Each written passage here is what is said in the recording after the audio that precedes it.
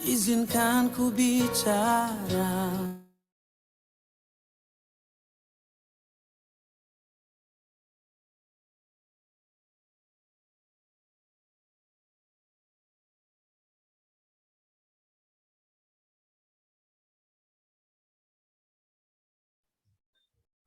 Baik, izin memulai.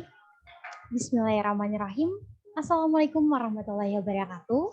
Selamat malam semuanya. Salam sejahtera untuk kita semua. Shalom, Om Swastiastu, Namo Buddhaya, Salam Kebajikan. Kami ucapkan selamat datang para hadirin yang terhormat. Kak Rida Alamsyah selaku CEO Law Connection, Ibu Sondang Friska Simanjuntak SHLLM selaku Koordinator Tim Advokasi Internasional Komnas Perempuan, Bapak Kombes Pol Dr. Imam Subandi SSSHMH selaku dosen kajian terorisme UI, pakar hukum Polri, serta para staf Law Connection beserta jajarannya, dan tak lupa para hadirin yang hadir pada room Zoom malam hari ini. Dan sekali lagi kami ucapkan selamat datang kepada seluruh hadirin dalam kegiatan webinar Law Connection dengan tema LGBT dipandang dari aspek hukum dan hak asasi manusia. Puji dan syukur kehadirat Allah Subhanahu wa Ta'ala dan Tuhan Yang Maha Esa, karena hanya atas rahmat dan izinnya pada hari Senin tanggal 11 Juli tahun 2022, kita dapat hadir secara virtual dalam kegiatan webinar ini. Perkenalkan, saya Rena Solvia selaku Master of Ceremony sekaligus moderator yang akan memandu jalannya acara dari awal hingga akhir. Sebelum memulai acara, saya akan membacakan susunan acara webinar pada malam hari ini yang sudah diawali dengan pembukaan, kemudian dilanjutkan dengan pembacaan doa, selanjutnya menyanyikan lagu Indonesia Raya, dilanjutkan dengan sambutan, lalu memasuki sesi pemaparan materi dari kedua narasumber kita pada malam hari ini. Selanjutnya yaitu sesi tanya jawab dan sesi diskusi, lalu ditutup akan kesimpulan, closing statement, dan juga penutup. Baik, hadirin yang terhormat, memasuki acara yang pertama yaitu pembacaan doa. Pembacaan doa menurut agama dan kepercayaannya masing-masing, berdoa dimulai.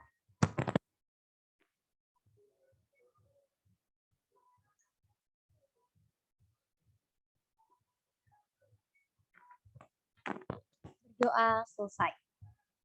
Baik, hadirin yang terhormat, memasuki acara selanjutnya yaitu menyanyikan lagu Indonesia Raya yang akan dipandu oleh operator.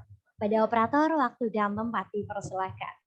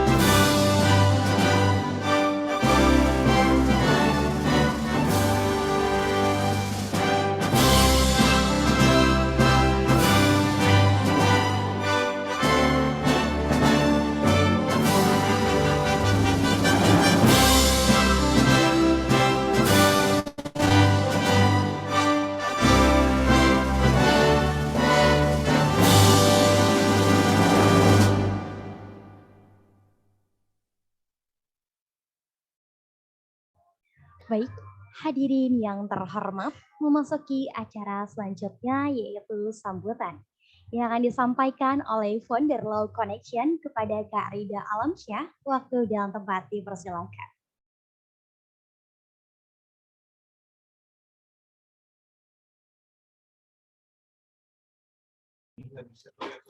Baik, bismillahirrahmanirrahim. Assalamualaikum warahmatullahi wabarakatuh. Alhamdulillahirrahmanirrahim. Sebelumnya saya berterima kasih kepada adik Rena Sylvia yang telah membantu acara kita pada malam hari ini. Yang saya hormati juga Yunda Sondang Friska Simanjuntak SH LLM sebagai Koordinator Advokasi Internasional Komnas Perempuan. Yang saya hargai juga Kanda Kombes Pol Imam Subandi SSSH MH sebagai pakar hukum Polri yang senantiasa bergabung dengan kita, teman-teman mahasiswa dari seluruh penjuru Indonesia, untuk berdiskusi terkait dengan LGBT, perspektif hukum dan HAM. Perlu kita ketahui bahwa kita di sini izin Bapak Ibu pemateri, saya menyampaikan sedikit terkait dengan perspektif saya terkait dengan apa itu LGBT. Saya memandang LGBT ini sebagai merupakan orientasi seksual setiap individu masing-masing. Sehingga ketika kita kaitkan dengan konsep dari saya sebelum masuk kepada konsep hak asasi manusia, saya sangat tertarik dengan perkataannya Immanuel Kant dalam bukunya Etika. Dia mengatakan bahwa setiap orang itu memiliki kebebasan dan imoralitas dan juga kehendak Tuhan. Jadi kita hidup di dunia ini berdasarkan kebebasan, imoralitas dan kehendak Tuhan tadi. Kita contohkan dengan LGBT ini. Kebebasan yang dimaksudkan dari Immanuel Kant yang menurut saya pahami adalah bagaimana LGBT ini mereka mempunyai kebebasan sendiri. Tapi daripada turunan perkataan Immanuel Kant ini yang perlu kita garis bawahi ada teori deontologi Immanuel Kant yang Immanuel Kant sampaikan bahwa teori itu menganut bahwa seseorang itu harus melakukan sebuah kewajiban baik. Maka ketika saya kaitkan dengan adanya LGBT ini, semenjak LGBT ini masih melakukan perbuatan baik yang wajib dan taat dan tunduk kepada aturan-aturan negara, saya rasa mereka tidak bertentangan dengan negara itu sendiri. Ini saya masih tarik daripada teori Immanuel Kant dan teori deontologi ya dari Immanuel Kant itu juga. Dan yang kedua yang disampaikan oleh Immanuel Kant itu persoalan imoralitas, suatu perbuatan baik tadi. Maka ketika LGBT ini hadir di negara kesatuan Republik Indonesia ini dan mereka masih berbuat kebaikan tadi, maka sah-sah saja sebenarnya. Dan juga ada kehendak Tuhan. Jadi LGBT ini menganggap bahwa mereka seperti itu adalah kehendak Tuhan yang diberikan oleh mereka, dan juga mereka itu yang pada dasarnya masih melakukan perbuatan-perbuatan baik tadi dan tidak menyimpan, tidak mengganggu ketentraman publik dan tidak mengganggu hak-hak orang lain. Dan kita picu daripada konsep hak asasi manusia ini ya. Ketika kita berbicara soal hak asasi manusia ini kan adalah hak yang diberikan oleh Tuhan semenjak masih ada dalam kandungan. Sehingga ketika kita berbicara soal orientasi seksual, kan LGBT berkaitan dengan orientasi seksual tadi, kita berbicara soal orientasi seksual, maka orientasi seksual itu masih masuk dalam instrumen hukum dan hak asasi manusia. Nah, mungkin ini akan dibahas oleh para narasumber kita nantinya, apakah kehadiran LGBT di Indonesia ini merupakan hal yang salah ataupun tidak gitu. Ketika kita komparasikan dengan negara lain, kita sebutlah Afrika Selatan, Amerika Serikat, Argentina, Australia, Belanda, Belgia, Brazil, Britania Raya, Denmark, Finlandia, Irlandia, Islandia, Prancis, dan lain-lain. Banyak negara-negara yang sudah menerima teman-teman ataupun kelompok LGBT ini. Alasan mengapa mereka menerima, karena living law yang ada di negara mereka berbeda dengan living law yang ada di negara kita Indonesia. Living law yang ada di negara kita Indonesia ini masih sangat menghargai norma-norma sosial, norma kesusilaan, norma agama. Dan itulah yang menjadi landasan kenapa kita warga negara Indonesia itu selalu menolak kehadiran LGBT di Indonesia itu. Nah, mungkin pada saya tidak berbicara bahas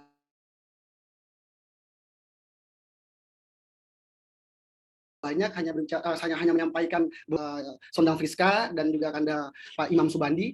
Jadi memang saya tekankan lagi bahwa mengapa sampai LGBT itu ditolak Indonesia dari pandangan saya, karena memang kita berbeda living law. Living law yang ada di negara lain yang saya sebutkan tadi itu berbeda dengan yang ada di Indonesia. Di Indonesia living law yang kita sebut sebagai norma kesusilaan, norma sosial, norma agama itu bahkan menjadi sumber hukum yang ada di Indonesia.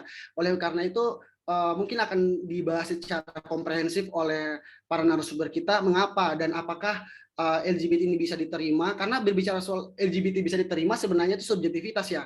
Tapi mungkin yang dimaksud oleh teman-teman di sini adalah bagaimana goals daripada LGBT itu. Goals yang dimaksud adalah pernikahan sesama jenis dan lain sebagainya. Karena kita tahu bahwa di hukum Indonesia sendiri pun untuk pernikahan sesama jenis masih pernikahan sesama jenis itu masih belum menjadi familiar di Indonesia gitu. Jadi mungkin itu bisa dibahas oleh para narasumber kita. Mungkin itu saja yang dapat saya sampaikan. Terima kasih. Assalamualaikum warahmatullahi wabarakatuh. Waalaikumsalam warahmatullahi wabarakatuh. Baik, terima kasih kepada Karida Alamsyah atas sambutannya yang sangat luar biasa. Baik, hadirin yang terhormat, setelah memasuki acara sesi sambutan, acara selanjutnya yaitu sesi yang sangat kita tunggu-tunggu, yaitu sesi pemaparan materi dari kedua narasumber kita, yaitu yang pertama dari Bapak Kombes Pol Dr. Imam Subandi SSSKMH, selaku dosen kajian terorisme UI Pakar Hukum Polri.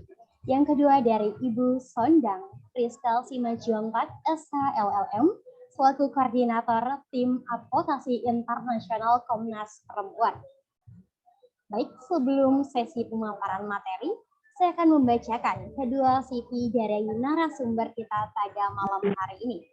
Yaitu yang pertama dari Bapak Dr. Imam Subandi.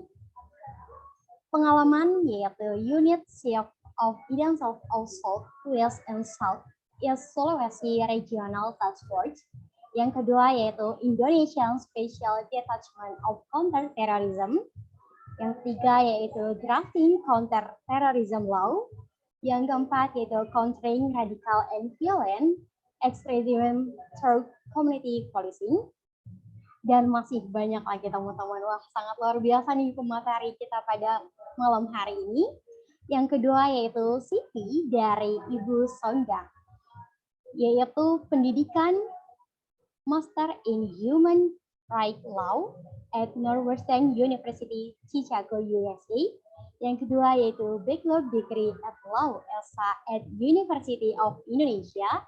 Yang ketiga yaitu ujian calon penasehat hukum dalam mata ujian ilmu hukum dan kode etik yang diselenggarakan oleh Pengadilan Tinggi Jakarta. Karir beliau yaitu sebagai Badan Pekerja Komnas Perempuan atau Koordinator Tim Advokasi Internasional dari tahun 2016. Yang selanjutnya yaitu Badan Pekerja Komnas Perempuan atau Koordinator Bidang Umum dan Sumber Daya Manusia. Yang ketiga yaitu Konsultan Manajemen Nasional pada Program Dirjen Otonomi Daerah Kemendagri. Yang keempat yaitu sebagai Kepala Bidang Advokasi Solidaritas Nusa Bangsa. Yang selanjutnya yaitu sebagai Dosen Hukum Internasional dan Hukum Surat Berharga pada Universitas Empu Tantular, Jakarta. Wah, sangat luar biasa kedua pemateri pada malam hari ini. Namun, sebelum memasuki sesi pemaparan materi, saya akan membacakan pemantik pada webinar malam hari ini, yaitu mengenai LGBT yang dipandang dari dua sudut, yaitu dari sudut hukum dan hak asasi manusia. Lesbian, gay, and bisexual transgender menjadi topik yang sangat hangat dan semakin marak diperbincangkan baik di Indonesia pada khususnya maupun di dunia pada umumnya. Satu hal yang menjadi pertanyaan ialah bagaimana perspektif hukum dan hak asasi manusia mengenai LGBT di Indonesia. Seperti kita ketahui bersama bahwa Indonesia adalah salah satu negara hukum yang menjamin kebebasan berekspresi di dalam Undang-Undang Dasar Negara Republik Indonesia tahun 1945, di mana dalam pasal 28E ayat 2 menyatakan bahwa setiap orang berhak atas kebebasan meyakini kepercayaan, menyatakan pikiran dan sikap sesuai dengan hati nuraninya. yang dipertegas dalam pasal 28E ayat 3 yang berbunyi setiap orang berhak atas kebebasan berserikat, berkumpul, dan mengeluarkan pendapat, yang mana pada kenyataannya banyaknya yang memperbincangkan mengenai status kaum berbendera pelangi ini yang mengarahkan pada suatu kesimpulan yang mana masyarakat Indonesia merasa keamanan dan ketertibannya merasa terancam sebagaimana diatur dalam Undang-Undang Dasar Negara Republik Indonesia tahun 1945 dalam pasal 28A sampai 28I menegaskan tentang hal tersebut yang akan dibicarakan lebih lanjut oleh pemateri kita pada malam hari ini. Yang pertama akan disampaikan oleh Bapak Kombes Pol Dr. Iman Subandi SS SHMH selaku dosen kajian terorisme UI Pakar Hukum Polri. Kepada beliau waktu dan tempat dipersilakan.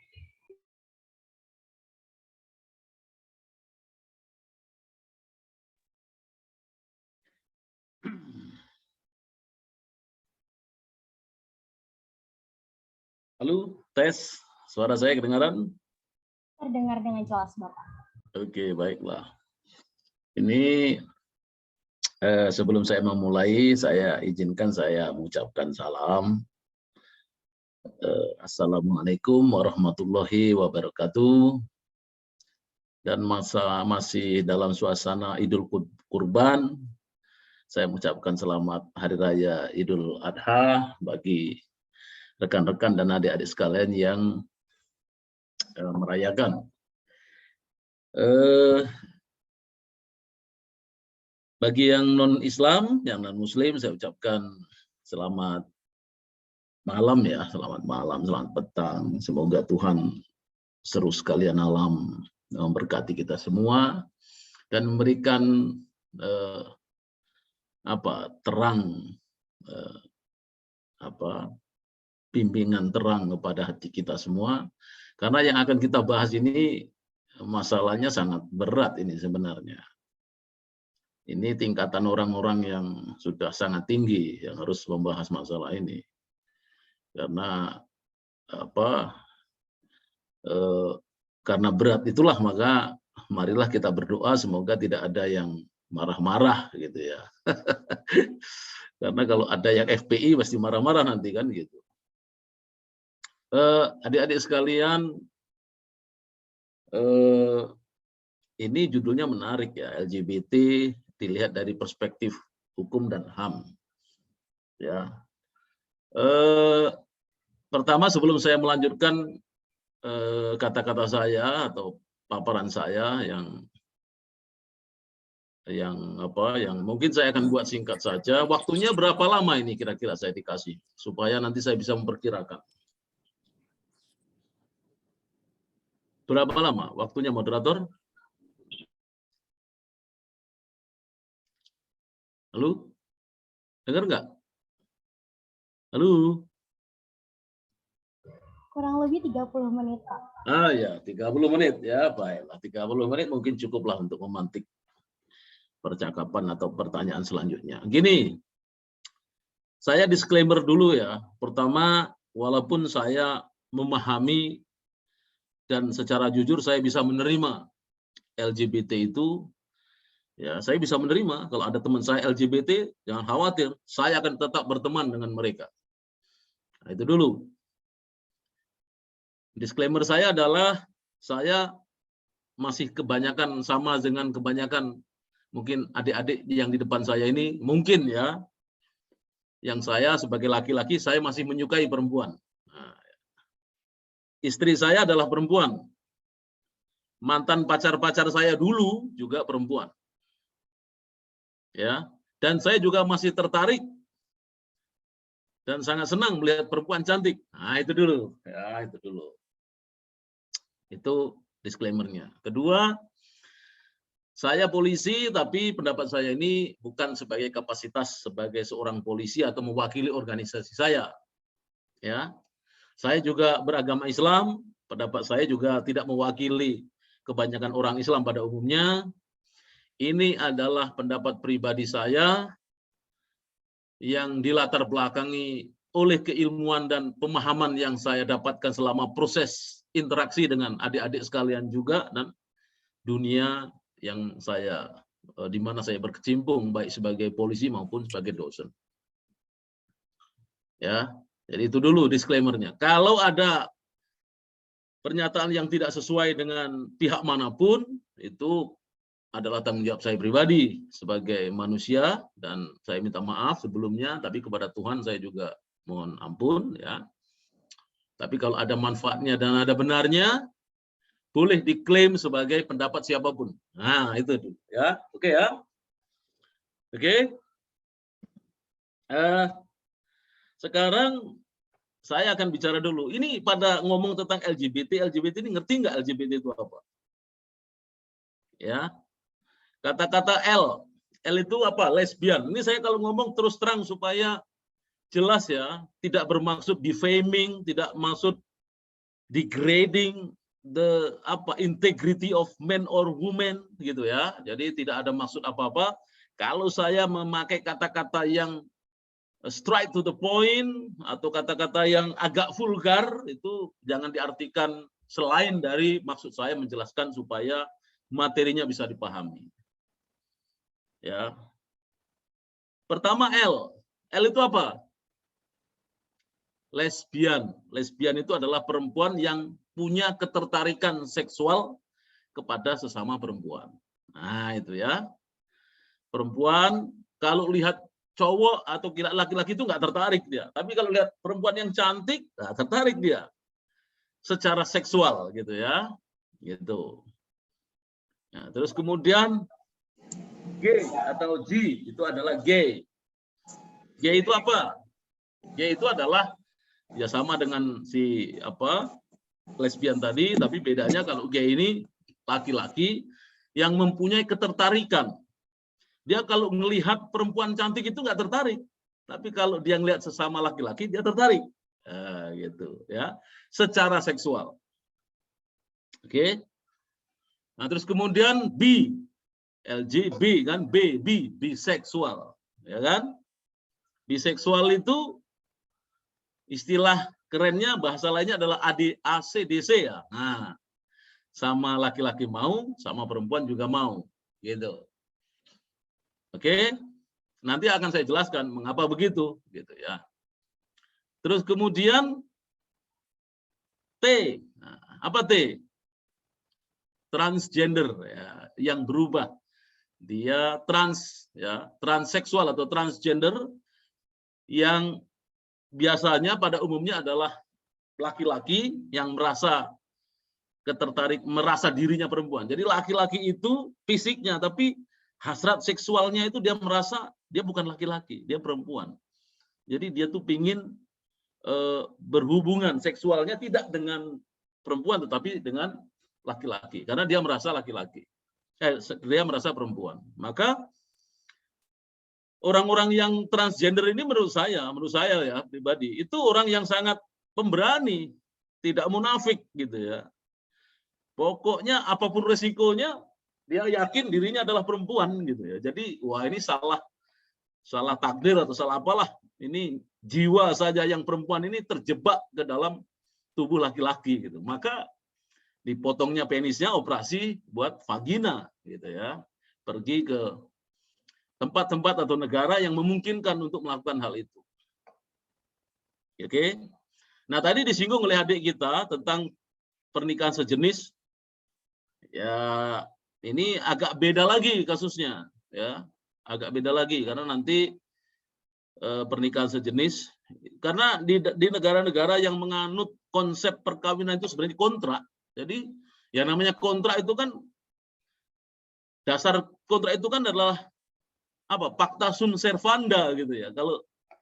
Kalau kontrak itu adalah sifatnya terbuka dan kontrak itu merupakan undang-undang bagi si pembuat kontrak, ya maka orang boleh saja. Tetapi kan ada syarat kausa halal gitu misalkan. Nah, masalah halal dan tidak itu kan nanti terus khilafiyah ya, terjadi perdebatan, masuk di dalam rezim hukum mana gitu ya. Biasanya semakin liberal itu semakin memungkinkan untuk berkontrak sebebas-bebasnya, karena aturan moral itu kan sebenarnya kan kesepakatan, ya, kesepakatan yang selama ini dianggap kelaziman gitu, ya, sebagai suatu kelaziman. Apa yang tidak lazim itu dianggap tidak normal atau dianggap tidak pantas gitu. Nah, ini masalah etika itu sudah kajian yang harus dikupas tuntas lain waktu gitu ya. Ini kita masih bicara soal masalah yang straight to the topik saja dulu. Ya. Nah, ini kan di bangsa-bangsa yang masih menjunjung tinggi moral, ya. Saya nggak tahu menjunjung tinggi moral atau menjunjung tinggi kemunafikan gitu. Saya nggak tahu ya. Ini pertanyaan autokritik saya saja. Kenapa? Karena kita kan harus tahu apa yang menyebabkan LGBT atau LGBT itu terjadi. Nah, itu pertanyaannya. Mengapa kok begitu? Mengapa bisa terjadi? Itu penting. Kita memahami sebab terjadinya LGBT itu penting sekali untuk wawasan kita, supaya kita tidak terkaget-kaget dan supaya kita tidak munafik juga. Dan kalaupun itu dianggap penyakit atau dianggap penyimpangan, kita punya solusi untuk bagaimana memitigasi kalau itu dianggap sebagai bencana atau dianggap sebagai suatu hal-hal yang meresahkan. Ya, kita harus cari dengan memahami sebab terjadinya itu, insya Allah kita bisa mencari solusi untuk memitigasi. Saya tanya, pelacuran itu dilarang nggak? Pelacuran, bahkan pelacuran itu jelas-jelas dilarang dan tidak ada moral satupun di dunia ini yang membolehkan pelacuran. Terus saya tanya, apakah pelacuran masih ada? Nah, gitu ya kan? Judi ini hampir dikutuk oleh hampir setiap agama, mengutuk perjudian. Tapi semua yang melakukan perjudian adalah orang-orang yang beragama. Ya kan? Sama dengan selingkuh, kita yang normal-normal, yang mungkin laki-laki suka perempuan, perempuan suka laki-laki. Selingkuh itu secara moral dilarang nggak? Selingkuh dalam arti moral ya, bukan selingkuh dalam arti KUHP atau hukum pidana. Karena kalau hukum pidana jelas selingkuh ataupun itu dilarang ya. Yang namanya perzinahan itu, adulteri itu dilarang. Tapi zina dalam artian moral ataupun dalam artian hukum, toh tetap ada pelakunya, tetap saja ada pelakunya ya. Artinya kita nggak tahu apa kita munafik, kita suka tapi diam-diam, atau memang kita masih pada taraf itu, ya, pura-pura teriak tapi sebenarnya dia pelaku gitu ya. Ya, gitu. Nah, contohnya saja sekarang kita kembali kepada mengapa menjadi lesbian. Konon kabarnya menurut teori LGB itu ya, LG saja lah, awalnya LG dulu. Lesbian dan gay itu konon kabarnya ada dua penyebabnya. Yang pertama by nature. Ya, by nature itu artinya secara alami terjadi penyimpangan genetika atau terjadi penyimpangan hormonal. Wah, hormon dia laki-laki tapi hormon perempuan yang menjadikan dia lebih dominan, sifat dan karakter perempuan itu lebih tinggi, maka dia merasa dirinya perempuan gitu ya. Itu secara nature, by nature gitu ya. Nah, kalau ada lagi penyebab lain adalah by nurture ya, by karena nurture itu? Karena lingkungan, karena perawatan, karena pengasuhan ya. Konon kabarnya dulu misalkan seorang keluarga yang anaknya laki-laki semua gitu. Dia pengen punya anak perempuan. Yang ketujuh anaknya tetap laki-laki gitu. Nah, setelah tahu seperti itu, anaknya tetap diperlakukan seperti perempuan. Dikasih boneka, pokoknya semua hal-hal yang berkaitan dengan perempuan karena bapak ibunya itu pengennya anaknya perempuan, dirawat sebagaimana perempuan. Ya. Lama-lama anaknya juga bisa terpengaruh, saya ini seorang perempuan karena mainnya tempat sehari-hari itu berada di lingkungan perempuan. Maka dia merasa dirinya adalah bagian dari perempuan juga gitu. Atau juga konon kabarnya yang karena kerja ya, karena bekerja di lingkungan yang hal-hal yang dianggap secara gender itu adalah wilayah atau ranahnya perempuan dalam perspektif gender. Nanti saya akan singgung tentang gender itu apa sedikit, karena supaya Anda tahu perbedaan gender dan jenis kelamin secara biologis. Ya. Gender itu adalah jenis kelamin yang dikonstruksi, dia virtual, jadi dia constructed by community. Ya, is not constructed by God, is not created by God. Jadi bukan dibuat atau diciptakan oleh Tuhan, tapi created by the environment, by the society, ya, by the community, ya, by us, by you, ya, oleh kita semua. Dan itu dipengaruhi oleh banyak hal. Ada interpretasi agama, ada karena hukum juga, adat istiadat dan budaya dan macam-macam. Nanti kita singgung itu lagi. Jadi yang karena apa? Karena faktor lingkungan dan faktor pemeliharaan atau faktor pengasuhan, pola asuh, atau faktor lingkungan, faktor kawan-kawannya dan lain-lain itu, yang tidak karena genetika, yang tidak karena biologis, yang bukan karena kelainan hormonal, nah itu mungkin bisa, insya Allah bisa disembuhkan. Ya, bisa disembuhkan. Tapi yang karena by nature, yang karena alam salah, hormonnya terlalu banyak, apa laki-laki, karena dia perempuan tapi hormonnya terlalu banyak laki-laki, maka dia tetap aja sifat laki-laki yang kita sebut sebagai tomboy itu susah hilang, karena memang dia merasa dirinya laki-laki. Oke, nah begitu juga gay juga begitu. Gay itu karena lingkungan atau by nature, ya, atau pengasuhan, bisa juga karena alami, sebab alamiah, ya. Kalau sebab alamiah berarti ya bukan bermaksud yang salah Tuhan dong, bukan gitu, tapi artinya bahwa alam turut campur tangan di dalam kesalahan genetika atau hormonal itu. Artinya sama, lesbi maupun gay yang karena bawaan alamiah, karena kesalahan hormonal itu sulit, bahkan mungkin impossible untuk disembuhkan. Tapi yang karena by nature, karena pola asuh, itu bisa, ya, bisa sembuh, gitu ya. Nah, sayangnya, gitu kan, sayangnya karena yang lesbi dan yang gay itu sama-sama dianggap tidak normal, dibully, dikutuk, bahkan di suatu tempat yang tradisional dicambuk sampai mati, atau pokoknya menjadi lesbi itu atau menjadi gay itu, baik karena faktor perawatan, faktor lingkungan maupun faktor alamiah, itu sama-sama tidak mengenakkan di negara yang biasanya mayoritasnya sangat religius formal, ya. Kan religius itu kan luas, spiritualitas itu juga religius. Tapi kalau religius formal itu ya artinya bahwa agama itu sangat terlihat dalam bentuk formal sekali. Walaupun faktanya sangat jauh dari ajaran agama, gitu ya.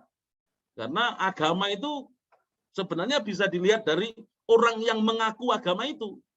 Jadi agama itu sesuci apapun ngelihatnya gampang. Nggak usah kita membaca kitab suci agama lain sampai kita hafal Al-Quran misalkan. Orang Katolik, orang Kristen, orang yang tidak beragama itu untuk melihat agama Islam itu seperti apa, nggak perlu baca Al-Quran. Baca saja orang-orang yang beragama Islam itu. Nah, itu. Nah, jadi artinya apa? Artinya ya kamu boleh bicara agamamu suci seperti apapun, tapi orang akan melihat karakter dan perilakumu. Ya, we cannot read Quran if we don't believe it. Gitu kata ateis atau kata agnostik, ya. But we can read Islam, we can read Quran through the deed or behavior of the Muslim. Ya, jadi Anda mengaku orang Islam itu berat loh. Karena orang yang malas membaca Al-Quran itu akan membaca perbuatanmu. Ya kan? Kalau ngelihat, oh yang cantik, soleh, wah terbaca senyumnya, manis, karakternya baik. Wah, orang akan lihat, wah Islam itu ya seperti itu. Nah, gitu ya. Tapi ketika suatu saat ada yang ngamuk terus kerjanya, maki-maki pemerintah terus kerjanya, selalu pengen perang aja kerjanya. Wah, orang juga akan takut. Maka akan timbul Islamofobia itu kan. Waduh.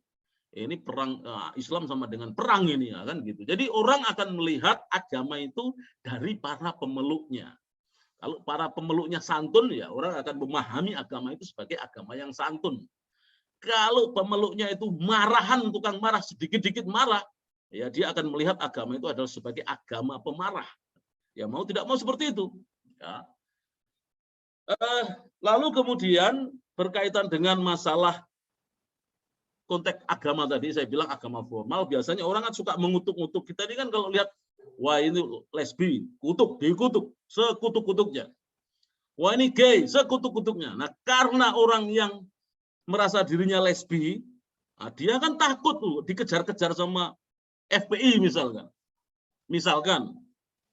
Ya dia pura-pura, wah aku sudah sembuh kok, nggak lesbi lagi, aku tak kawin wis, kawin dia. Padahal dia nggak bisa sembuh nih. Dia kawin dengan cowok yang ganteng seperti Ditya ini, dia Parmadawan siapa itu yang kelihatan ganteng seperti saya itu kayaknya. Itu. Nah, dia kawin, yang lesbi tadi kawin. Menikah gitu ya. Ya kawin menikah apalah namanya. Yang jelas sampai punya anak. Lah punya anak dia. Lesbi tapi punya anak karena dia berhubungan dengan laki-laki juga. Jadilah dia biseksual kan, sama laki-laki mau, sama perempuan juga mau. Sama perempuan karena dia lesbi, sesama perempuan itu hasrat aslinya. Tapi sama laki-laki adalah untuk mengelabui masyarakat supaya disebut normal. Nah, gitu kan? Jadilah dia biseksual. Makanya ada LGBT kan gitu. G-nya juga gitu. Yang G juga dia takut dikejar-kejar sama orang-orang yang sangat tinggi moralitas dan agamanya sangat luhur. Wah, dia takut juga. Karena daripada takut dikejar sana kejar sini, dia juga pura-pura sembuh, kawin juga dia. Atau mungkin dia berhubungan, pokoknya dia menunjukkan bahwa dirinya normal dengan menikahi seorang perempuan juga gitu. Tapi sifat asli ketertarikan seksualnya itu tetap kepada laki-laki. Kalau lihat laki-laki itu terasa cantik sekali laki-laki itu gitu. Tapi berhubung masyarakat tidak mau menerima, ya sudahlah dia menikah saja supaya dikatakan normal. Maka jadi biseksual kan, kepada perempuan dia mau, kepada laki-laki juga mau. Perempuan untuk menutup-nutupi supaya tidak dikatakan gay, kepada laki-laki itulah sifat aslinya. Gitu. Ya, jadi tahu ya, paham ya. Nah, transgender ini, ini menurut saya adalah orang yang sangat pemberani. Transgender itu sangat pemberani. Orang yang akhirnya memutuskan dia tidak mau berpura-pura lagi, tidak mau sembunyi, menyatakan diri. Contohnya misalkan almarhum Bunda Dorce, ya. Ada lagi siapa itu? Siapa? Lucinta Luna ya. Itu kan? Itu orang-orang pemberani. Kenapa? Dia menyatakan dirinya sebagai perempuan walaupun dia laki-laki. Karena dia merasa jiwa dan roh perempuan itu terjebak di dalam tubuh laki-laki itu. Nah, dia malah membenahi ciptaan Tuhan. Menurut mereka begitu. Saya itu hanya memperbaiki apa yang Tuhan belum selesai ciptakan. Harusnya saya ini perempuan kok, kenapa ada penisnya saya?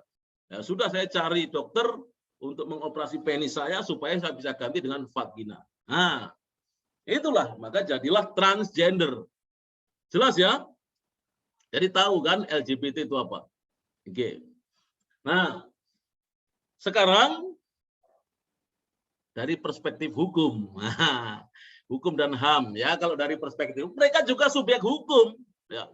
Semua perbuatan jahat yang jika dilakukan oleh non LGBT itu dihukum ya, juga dihukum terhadap mereka itu. Nah, apakah mereka menjadi lesbi dan menjadi gay, menjadi biseksual itu juga harus dihukum? Nah, kalau pertanyaan itu jawabannya adalah bagi sarjana hukum seperti adik Rita Alamsyah Yoi Sangaji itu ya pasti tahu. Ada dalil yang namanya nullum delictum nulla puna sine prevelege lebunali. Ya, positivisme hukum. Ada nggak aturan yang dilanggar? Apakah ada aturan yang melarang LGBT? Kalau ada, ya berarti mereka melanggar. Kalau nggak ada, ya nggak melanggar. Nah, hubungan sesama jenis itu ya bukan hanya sesama jenis. Semua orang yang berhubungan walaupun normal, kalau ada unsur-unsur pidana, misalkan pelecehan, anak di bawah umur, atau memperkosa, mencabuli, atau melawan dari keinginan dari pasangan, atau salah satunya terlibat perkawinan, nah itu pasti melanggar hukum. Termasuk LGBT itu, walaupun dia sesama jenis, mau sama mau, tapi yang satunya anak yang masih di bawah umur, nah itu melanggar hukum. Atau dia memperkosa sesama laki-laki, itu juga melanggar hukum. Nah, kawin sesama jenis ya memang belum ada aturannya, tetapi banyak sekali yang menyelundupkan ya, penyelundupan hukum ya, dia pergi ke suatu negara yang mengakui. Ya bagaimana negara yang mengakui? Oh, saya bisa memahami. Saya bisa memahami. Apakah saya setuju kalau Indonesia seperti itu? Ya, saya pribadi ya nggak setuju karena nanti jadi banyak saingan dong. Banyak saingan perempuan suka sama perempuan ya nanti yang laki-laki nggak bagian. Tapi intinya bahwa saya bisa memahami dan saya bisa menghormati hak-hak LGBT itu.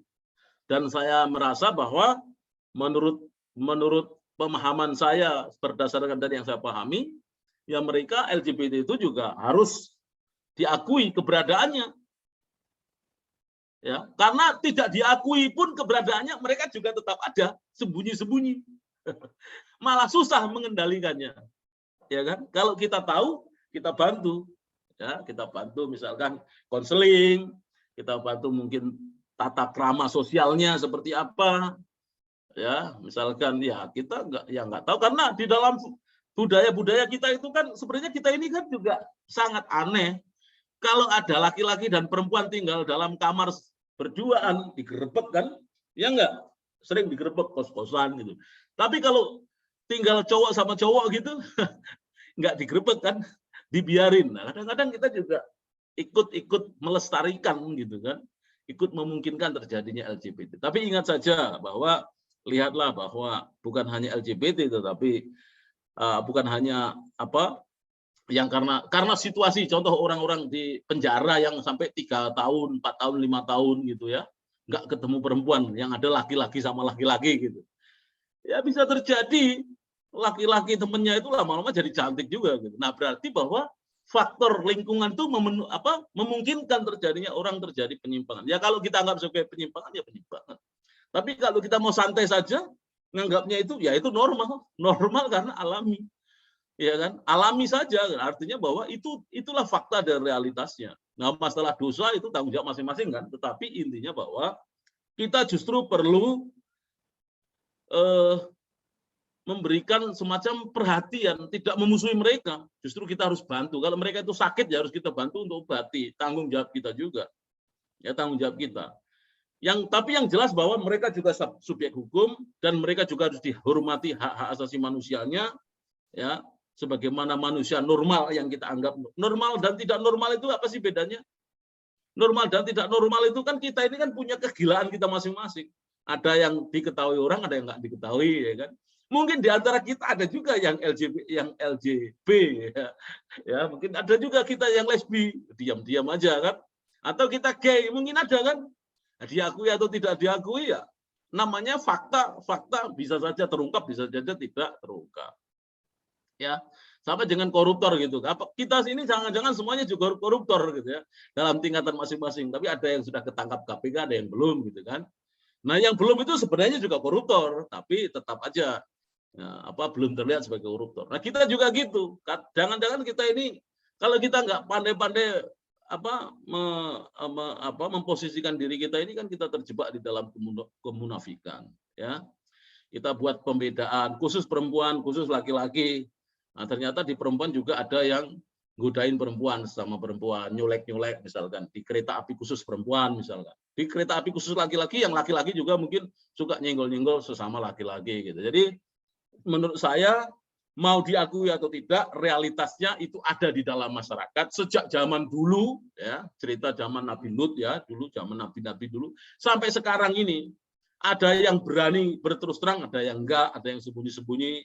Ada masyarakat yang bisa menerima, ada masyarakat yang mengutuk-ngutuk gitu ya. Nah, sekarang bagaimana situasi di Indonesia? Ya kita pertama-tama kita harus mengakui bahwa mereka ada. Kedua, kita harus membuka tangan kita untuk menerima mereka dan membantu mereka, tidak mengejar-ngejar mereka. Karena kalau kita kejar-kejar mereka, kita hukum, kita pancung, nah mereka sembunyi-sembunyi, tiba-tiba dia memperkosa sesama temannya atau anak kecil jadi pedofil dan lain-lain. Tapi kalau kita terima mereka, kita tahu mengawasinya, ya. Lah masalah itu lalu nanti kita bisa mungkin konseling ya kalau memang penyakit. Tapi saya rasa walaupun itu alamiah, ya artinya kalau orang yang normal saja bisa berubah menjadi lesbi atau gay, Konon kabarnya orang normal kan bisa juga. Karena lingkungan, karena faktor ya, yang perempuan karena sering dikecewakan laki-laki, curhat sesama perempuan, akhirnya mereka saling jatuh cinta gitu. Bisa juga yang laki-laki juga gitu. Ya, karena dia mungkin ada faktor lain ya yang bersifat lingkungan atau apapun, lama-lama dia masih terbiasa atau menjadi cinta atau suka kepada laki-laki, sesama laki-laki. Ya, Sebelumnya diterima mohon atau maaf tidak Pak, diterima. izin mengingatkan kalau waktu Bapak sampai 20.15. 20 sudah habis waktunya. Iya, 1 menit lagi Pak. Oke, jadi saya tutup saja. Saya lebih menunggu saja nanti pertanyaannya. Intinya bahwa LGBT itu mau diterima atau tidak mereka tetap ada, ya. Mau diakui atau tidak mereka tetap ada. Mereka itu seperti air, pada dasarnya akan mencari jalannya sendiri. Ada yang jalannya dengan kebaikan diam-diam, ya. Ada juga dengan kejahatan, misalkan dengan memaksa dan memperkosa dan lain-lain. Tapi intinya mereka ada. Dan mereka juga bagian dari kita juga, manusia yang juga sebagai subjek hukum, dan mereka juga mempunyai hak asasi manusia. Apakah mereka bisa dihukum atau tidak? Ya, kembalikan kepada normatif hukum saja. Ya, apakah ada ketentuan yang melarang? Tapi kalau acuannya masih moral, ya berarti ya sama dengan orang yang nggak sopan lainnya. Moral-moral itu ya harus didekati dengan ajaran moral. Ya, karena adat istiadat itu pada akhirnya juga tergantung pada kebiasaan-kebiasaan toh. Nah, kita juga harus menjaga peradaban yang baik itu. Kalau kita menganggap bahwa LGBT itu tidak baik, ya kita harus berkampanye dengan cara-cara yang manusiawi, tidak dengan melakukan persekusi-persekusi dengan pendekatan-pendekatan yang violence gitu ya, yang against human right and against law itself, against the law itself. Saya rasa itu dari saya. Kita akan diskusikan saja mungkin. Terima kasih. Baik, terima kasih kepada Bapak Kombes Pol Dr. Imam Subandi, SSSHMH, selaku dosen kajian terorisme UI, pakar hukum Polri, atas pemaparan materi yang sangat luar biasa. Sebelumnya, bagi teman-teman yang belum on kamera, dipersilakan untuk on kamera agar diskusi kita pada malam hari ini lebih aktif dan juga interaktif. Saya sebagai moderator izin mengambil kesimpulan dari pemaparan narasumber kita yang pertama ini, bahwa seseorang bisa melakukan LGBT karena ada 2 penyebab. Yang pertama yaitu terjadi karena secara alami, baik penyimpangan terhadap hormon ataupun gen. Yang kedua penyebabnya itu karena ada lingkungan maupun secara pengasuhan. Mau diakui atau tidak, LGBT tetap ada dan bagian dari kita sebagai manusia. Lalu, bagaimana menyikapi stigma negatif yang selama ini muncul di masyarakat terhadap LGBT, di mana hal tersebut dapat menimbulkan diskriminasi ataupun melanggar pemenuhan HAM, yang mana untuk lebih jelasnya akan dijelaskan oleh narasumber kita yang kedua, yaitu Ibu Sondang Priska Simajontak, SH LLM, selaku Koordinator Tim Advokasi Internasional Komnas Perempuan. Kepada beliau, waktu dan tempat dipersilahkan. Ya, terima kasih Mbak Rema. Selamat malam buat kawan-kawan semua, terutama juga salam hormat saya untuk Pak Imam Subandi, narasumber kita yang tadi sudah menyampaikan paparan yang sangat luar biasa ya. Dan ini sangat membantu saya, jadinya tidak banyak PR lagi gitu loh, karena sudah banyak disampaikan oleh Pak Imam Subandi. Saya izin share screen ya.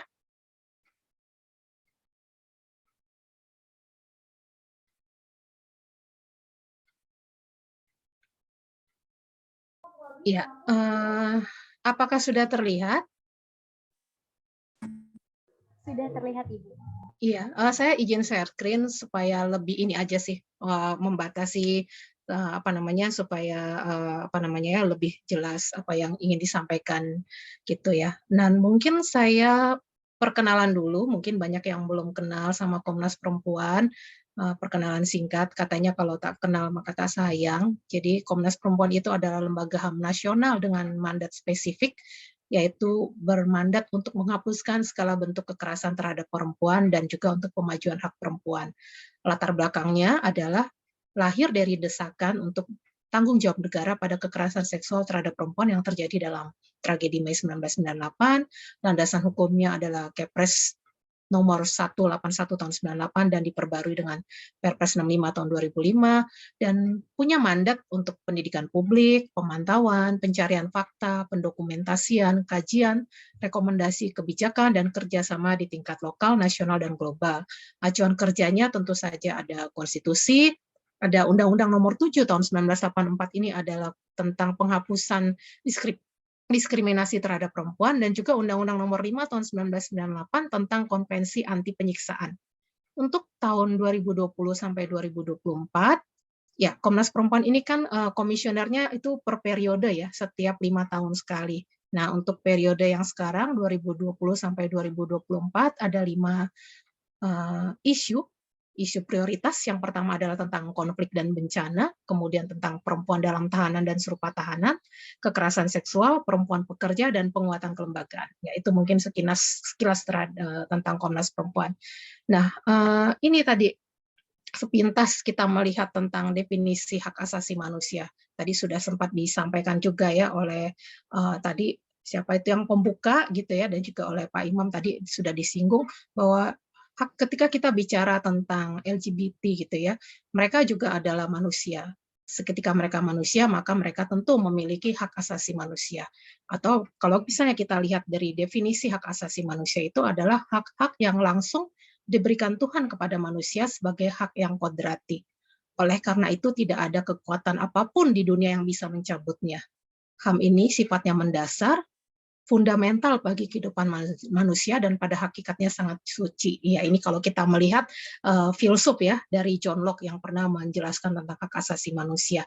Dan kalau misalnya kita lihat juga pendapat yang lain adalah mengatakan bahwa hak asasi manusia adalah hak-hak yang ada pada setiap manusia yang tanpanya manusia mustahil dapat hidup sebagai manusia. Makanya kenapa kita mengatakan itu hak asasi, karena memang tanpa hak yang asasi itu manusia tidak bisa hidup. Kemudian dari ahli hukum Indonesia juga mengeluarkan pendapat dari Ibu Miriam Budiarjo mengatakan bahwa hak asasi manusia adalah hak yang dimiliki setiap orang sejak lahir ke dunia. Hak itu sifatnya universal sebab dimiliki tanpa adanya perbedaan kelamin, ras, budaya, suku, dan agama. Jadi ini lintas buat siapa saja. Dan Indonesia sudah punya tentunya Undang-Undang HAM ya, Undang-Undang Nomor 39 tahun 1999 yang dalam pasal 1-nya mengatakan bahwa hak asasi manusia adalah seperangkat hak yang melekat pada diri manusia sebagai makhluk ciptaan yang Tuhan Yang Maha Esa, di mana hak tersebut merupakan anugerah yang wajib dilindungi dan dihargai oleh setiap manusia. Nah, ini kita lewati saja ya, karena ini untuk merupakan sebagai tadi saya berpikir ini law connection, tentunya banyak anak-anak hukum ya. Jadi ketika kita sebagai orang hukum, maka kita juga harus berlandaskan kepada hukum gitu ya. Nah, kemudian karakter HAM. Karakter HAM ini ada beberapa ya. Yang pertama itu adalah karakternya itu universal. Universal artinya adalah dimiliki oleh setiap individu tanpa diskriminasi. Jadi hak yang berlaku di Indonesia itu juga adalah hak yang diakui di Uganda misalnya. Jadi itu sifatnya universal. Jadi tidak hanya berlaku di satu tempat tertentu dalam kondisi tertentu. Kemudian dia inalienable, artinya adalah tidak seorang pun dapat mengambilnya. Jadi dia melekat ya, tidak bisa diambil, dibatasi. Dibatasi mungkin bisa, ada aturan-aturannya untuk pembatasan, tetapi dia tidak bisa dihilangkan. Kemudian karakter yang ketiga adalah indivisible dan interrelated. Artinya apa? Semua hak punya status yang sama dan semuanya penting untuk melindungi martabat manusia. Kenapa ini penting gitu ya? Tadi kita misalnya berbicara tentang pembatasan, misalnya LGBT gitu ya. Mereka dibatasi bahwa mereka tidak punya, misalnya nanti saya sampaikan contoh-contoh ya pembatasan-pembatasan terhadap hak pada LGBT. Misalnya mereka dibatasi haknya untuk berekspresi. Nah, ini nanti akan berpengaruh, akan mengurangi juga hak mereka misalnya untuk mendapatkan pekerjaan. Misalnya seorang transgender gitu ya, dia akan berekspresi dengan penampilan yang entah dia feminim atau dia maskulin ya, tidak sesuai dengan jenis kelaminnya. Misalnya ketika dia jenis kelaminnya perempuan, kita berharap dia berekspresi feminim, tapi dia berekspresi maskulin. Itu adalah sebenarnya bagian dari hak atas berekspresi. Nah, ketika hak atas berekspresi ini dilarang, dia juga nanti tidak bisa juga dia menghambat hak yang lainnya, misalnya hak atas pekerjaan atau hak atas pendidikan. Ketika dia masuk ke sekolah, dia lihat ekspresinya seperti itu, wah nggak jelas ini orang laki-laki atau perempuan gitu ya. Tidak dikasih hak atas pendidikannya. Kalau udah tidak ada hak atas pendidikan, dia tidak bisa bekerja misalnya. Nah, jadi ini yang dikatakan bahwa satu hak terhadap hak yang lain itu interrelated. Pengurangan atau pembatasan terhadap satu hak akan juga berakibat terhadap pemenuhan hak yang lain. Itu yang disebut dengan karakter HAM. Kemudian kalau kita misalnya melihat secara cepat gitu ya, untuk Indonesia ini kita bersyukur ya, dan kita patut berbangga hati karena di Indonesia ini sudah berdasarkan pada hak asasi manusia dan sudah dijelaskan di dalam Pancasila, di dalam Undang-Undang 1945, terutama di amandemen 4 ya, pasal 28 ayat 1, pasal 28I ayat 2. Di sana dikatakan bahwa setiap orang berhak bebas dari pelakuan yang bersifat diskriminatif atas dasar apapun dan berhak mendapatkan perlindungan terhadap perlakuan yang bersifat diskriminatif itu. Ini jelas ya, kalau kita lihat itu letterlek hitam putih, jelas seperti apa. Kemudian kita juga punya Undang-Undang Nomor 39 tahun 1999 tentang hak asasi manusia, dan kita juga punya Undang-Undang Nomor 26 tahun 2000 tentang pengadilan HAM. Nah, Indonesia juga adalah merupakan negara pihak terhadap 9 instrumen pokok hak asasi manusia yang ada di PBB.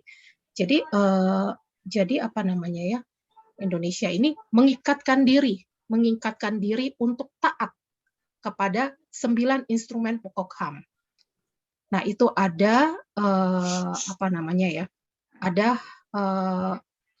9. Yang pertama itu ICCPR, itu adalah konvensi tentang pengakuan hak-hak sipil dan politik. Di dalamnya itu misalnya hak-hak sipil dan politik, teman-teman juga udah tahu ya, hak untuk berpolitik, hak untuk mengekspresikan diri, menyatakan pendapat, hak untuk berkumpul, berserikat. Kemudian juga Indonesia meratifikasi konvensi ICSCR, hak untuk ekonomi, sosial, budaya. Jadi itu adalah hak untuk mendapatkan pekerjaan, untuk mendapatkan layanan kesehatan, hak untuk berbudaya. Kemudian juga Indonesia meratifikasi konvensi CEDAW, yaitu konvensi anti penghapusan diskriminasi terhadap perempuan. Kemudian Indonesia juga meratifikasi konvensi hak anak CRC. Indonesia meratifikasi konvensi CERT, yaitu ya konvensi penghapusan diskriminasi berdasarkan rasial. Kemudian CAT, konvensi anti torture, konvensi yang menentang penyiksaan. Kemudian juga Indonesia meratifikasi konvensi migrant worker, perlindungan terhadap para pekerja migran. Kemudian Indonesia juga meratifikasi konvensi CRPD, konvensi untuk perlindungan hak-hak penyandang disabilitas, dan juga bahkan meratifikasi 2 optional protokol tentang apa namanya perlindungan hak anak, itu misalnya membatasi penjualan pornografi anak dan juga apa ya bentuk-bentuk kerja yang terburuk terhadap anak. Nah, dan selain itu Indonesia juga sebagai anggota PBB terikat pada kewajiban yang bersumber dari piagam PBB terkait hak asasi manusia, misalnya ya Indonesia bersama juga dengan negara-negara yang lain, setiap 4,5 tahun sekali melalui mekanisme Universal Periodic Review akan dilakukan review terhadap pemenuhan HAM-nya oleh semua negara. Ini peer review ya, dan Indonesia akan kembali direview pada tahun 2022 ini di bulan November. Jadi itu kita bisa melihat bahwa apa sumber-sumber hukum dan HAM di Indonesia. Nah, kalau misalnya kita melihat tadi kembali, mohon maaf ya saya agak terganggu, apakah ada yang masih terdengar suaranya?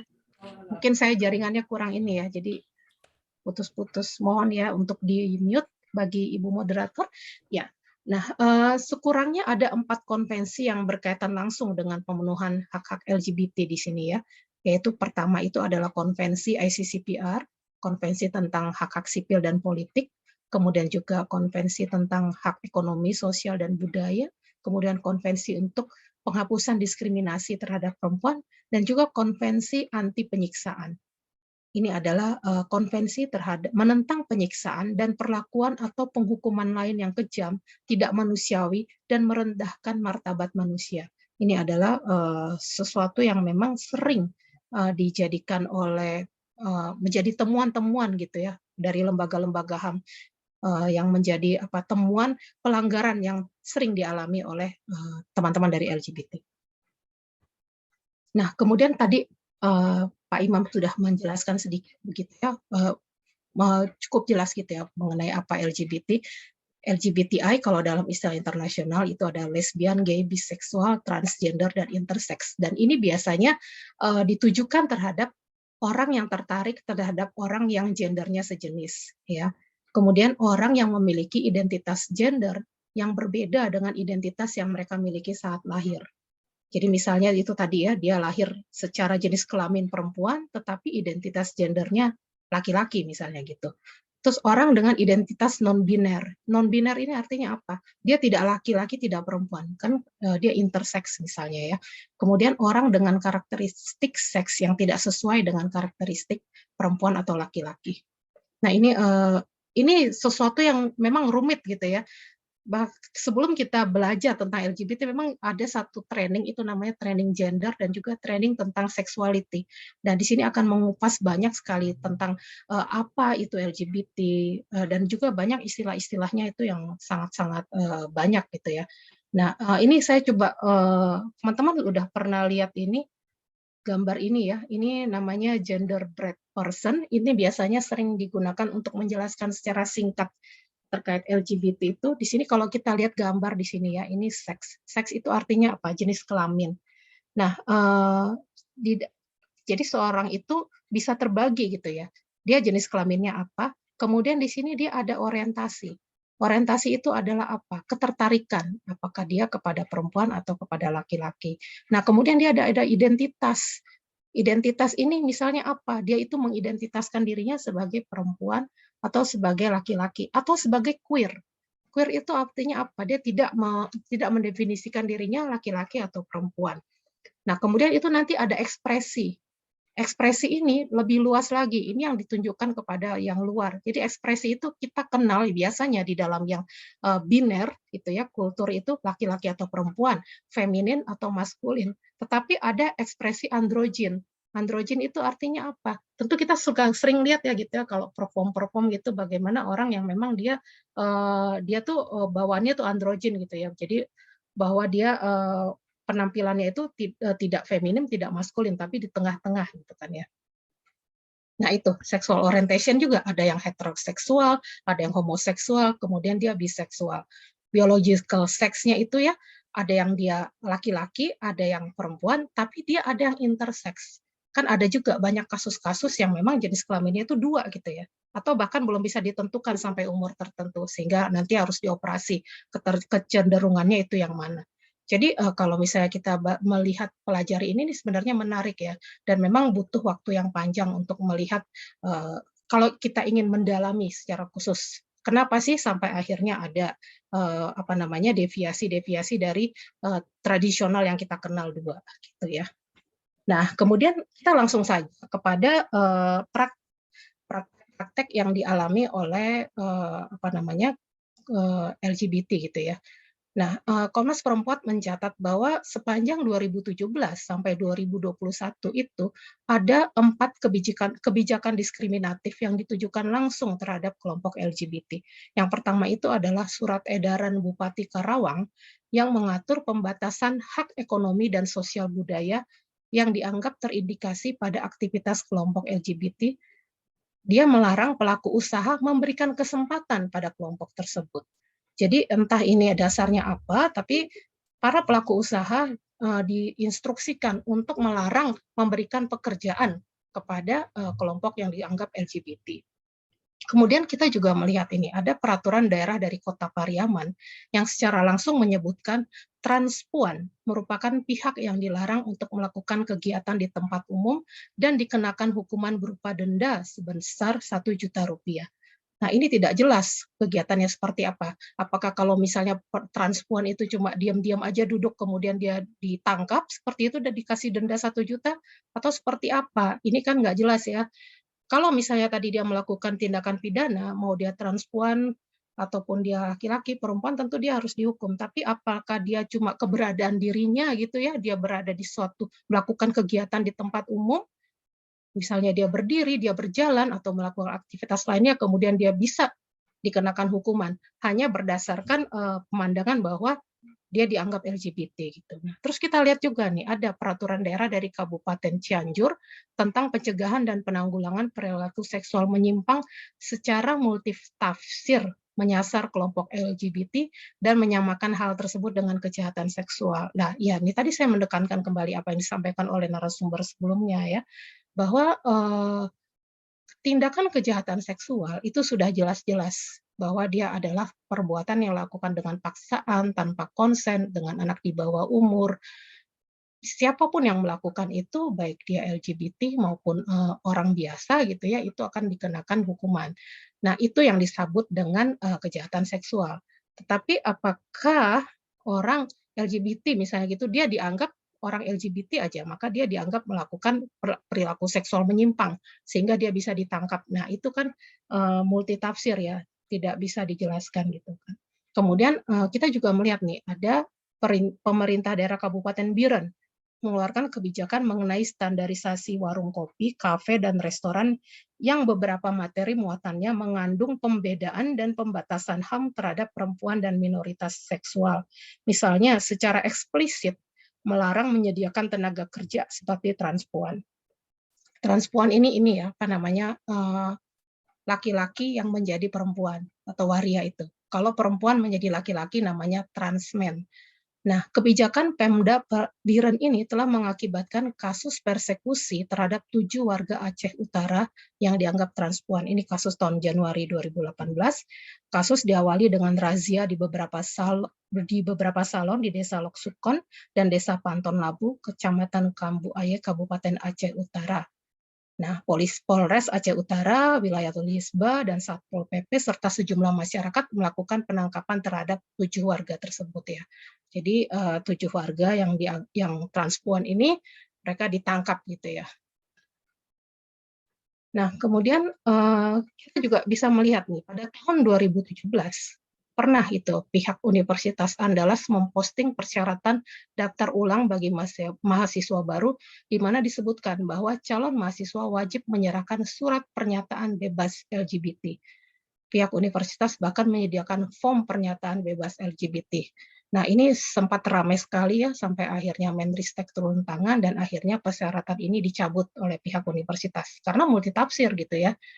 Apa maksudnya bebas LGBT? Itu kan nggak jelas gitu ya, karena hak atas pendidikan itu adalah hak untuk semua orang gitu kan ya, tidak ada pembatasan bahwa kalau kamu LGBT tidak bisa pendidikan, dan itu apa indikasinya gitu ya. Jadi ini kita lihat tadi dari beberapa perda-perda diskriminatif itu, kita bisa melihat bahwa sudah terjadi beberapa pelanggaran terhadap hak atas perumahan yang tadi dia diusir gitu kan, pelanggaran untuk bekerja ketika dia tidak diperbolehkan diterima untuk bekerja. Nah, kemudian ini saya mau menambahkan ini ya, Pak, di tahun 2019 Komnas Perempuan pernah mencatat satu kasus, itu adalah kasus pengusiran transpuan di Jakarta Timur. Nah, di sini Komnas Perempuan menerima pengaduan dari 7 transpuan di kawasan Kampung Sumur, Jakarta Timur. Mereka mendapat penolakan dari pengurus masjid setempat yang memasang 2 spanduk besar di jalan umum terkait penolakan terhadap lesbian, gay, biseksual, dan transgender. Para korban juga mendapat ancaman penggerebekan oleh ormas tertentu sehingga mereka merasa tidak aman. Para korban ini sebenarnya tinggal di sebuah rumah kos di sekitar masjid. Beberapa dari mereka sudah tinggal di sana selama 20 tahun dan tidak ada masalah selama ini ya. Nah, tapi entah kenapa terus tiba-tiba ada ada penolakan besar-besaran sehingga membuat mereka diusir dan terpaksa mereka harus keluar ya. Dan teman-teman ya, kalau misalnya kita melihat teman-teman dari transpuan ini, mereka itu rata-rata hidupnya susah ya. Susah dalam arti apa? Mereka itu kan banyakkan dari rumah itu tidak diterima ya, sehingga mereka diusir atau mungkin melarikan diri dalam kondisi mereka terbuang dari keluarga. Mereka juga tidak tidak menamatkan pendidikan. mereka banyak besar di jalan dan mereka banyak berusaha untuk mencari makan, bahkan mungkin dengan hal-hal yang kita sebut ilegal gitu ya. Nah, ketika misalnya mereka sudah bekerja, mendapatkan satu tempat kerja di salon, itu kemudian mereka diterima di lingkungannya, kemudian tiba-tiba ada satu kelompok yang memaksa mereka keluar, itu tidak semudah kita keluar, pindah dari orang yang quote and quote normal ya. Buat mereka itu akan merupakan suatu kesulitan yang sangat besar gitu ya. Karena mereka kan tidak punya pendidikan dan juga yang besar dan sebagainya. Jadi ini adalah apa namanya ya, apa namanya, dampak yang diberikan itu sungguh sangat luar biasa. Nah, kemudian ini saya mencatat gitu ya, tadi kita kembali lagi kepada dari sisi hukum dan HAM, karena Indonesia adalah negara yang juga memiliki kewajiban-kewajiban HAM untuk dunia internasional dan sudah menjadi hukum nasional ini ya. Pada tahun 2014 itu ketika Indonesia pertama kali direview oleh Komite Hak-Hak Ekonomi Sipil, Hak-Hak Ekonomi Sosial dan Budaya, mereka mengeluarkan rekomendasi bahwa Indonesia harus mereview dan mencabut semua peraturan-peraturan daerah yang diskriminatif. Kemudian Indonesia juga sebagai negara pihak harus meningkatkan kesadaran dan juga kewajiban terhadap kepada para pembuat hukum dan juga authority ya. Authority itu artinya penguasa atau pejabat di tingkatan provinsi, distrik, dan juga wilayah-wilayah otonomi gitu ya. Supaya mereka tuh mendapatkan kesadaran dan peningkatan ketika tidak lahir lagi kebijakan-kebijakan diskriminatif itu. Kemudian juga harus Indonesia direkomendasikan harus menguatkan mekanisme untuk melakukan review terhadap rancangan undang-undang dan undang-undang yang dipropos oleh pemerintah dari daerah. Nah, kemudian ini di sidang yang terbaru itu ya dengan Komite SIDAW di tahun 2021, Komite SIDAW itu adalah Komite Penghapusan Diskriminasi Terhadap Perempuan. Nah, ini Komite SIDAW mengenali bahwa di Indonesia itu ada satu praktek yang disebut dengan conversion therapy. Dan ini dilarang gitu ya, karena conversion therapy itu adalah cara-cara kekerasan involuntary gitu ya, yang koersif, abusive terhadap para lesbian, biseksual, dan transgender. Itu kalau misalnya kita baca cerita-cerita dan laporan pemantauannya itu luar biasa. Ada mereka itu yang diperkosa gitu ya, diperkosa, namanya itu corrective rape. Bayangkan saja, seseorang diperkosa dengan sengaja dan disetujui oleh lingkungannya hanya demi untuk meluruskan, katanya untuk meluruskan orientasi seksualnya. Bagaimanapun itu adalah pelanggaran. Ya, karena itu kan involuntary dan coercive dan abusive dan inhuman ya. Jadi itu adalah sesuatu yang dilarang dan direkomendasikan oleh Komite SIDAW. Nah, kemudian tadi saya juga bicara bahwa Indonesia selain meratifikasi konvensi-konvensi juga sebagai anggota PBB harus direview secara periodik gitu ya mengenai pemenuhan HAM-nya. Nah, pada review tahun yang siklus yang ketiga di tahun 2017 kemarin, Indonesia secara khusus menerima 9 rekomendasi yang terkait dengan pemenuhan hak LGBT. Nah, ini yang pertama itu rekomendasi Norwegia. Dia ada kata-kata untuk mereview dan membatalkan peraturan-peraturan daerah yang mungkin akan membatasi hak-hak yang dijamin dalam konstitusi, khususnya yang terkait dengan hak perempuan, minoritas seksual, dan pemeluk agama minoritas. Kemudian ada juga rekomendasi dari Austria yang mengatakan agar Indonesia menolak peraturan daerah, provinsi, atau kabupaten kota yang mendiskriminasikan orang berdasarkan orientasi seksual atau identitas gender mereka. Kemudian ada juga rekomendasi dari Brazil yang mengatakan bahwa Indonesia harus menjamin hak-hak kelompok minoritas, khususnya minoritas agama dan juga LGBT melalui tindakan hukum yang efektif untuk melawan hasutan kebencian dan tindakan kekerasan. Kemudian ada juga rekomendasi dari Cekoslovakia itu untuk meninjau dan mengubah legislasi nasional dalam rangka menegakkan perlindungan terhadap diskriminasi termasuk atas dasar agama, orientasi seksual, dan identitas gender, dan mengenalkan program pendidikan yang mencegah diskriminasi dan stigmatisasi. Kemudian ada dari Islandia, ini mencabut atau merevisi legislasi, terutama yang terkait dengan Kanun Aceh yang mengkriminalisasi hubungan seksual sesama jenis di antara orang dewasa yang dilakukan secara sukarela, dan juga legislasi yang diskriminatif atas dasar orientasi seksual atau identitas gender. Kemudian ini ada dari Norwegia juga ya, mengambil langkah-langkah lebih lanjut untuk memastikan lingkungan yang aman dan memungkinkan bagi para pembela HAM, termasuk mereka yang mewakili komunitas LGBT dan komunitas adat.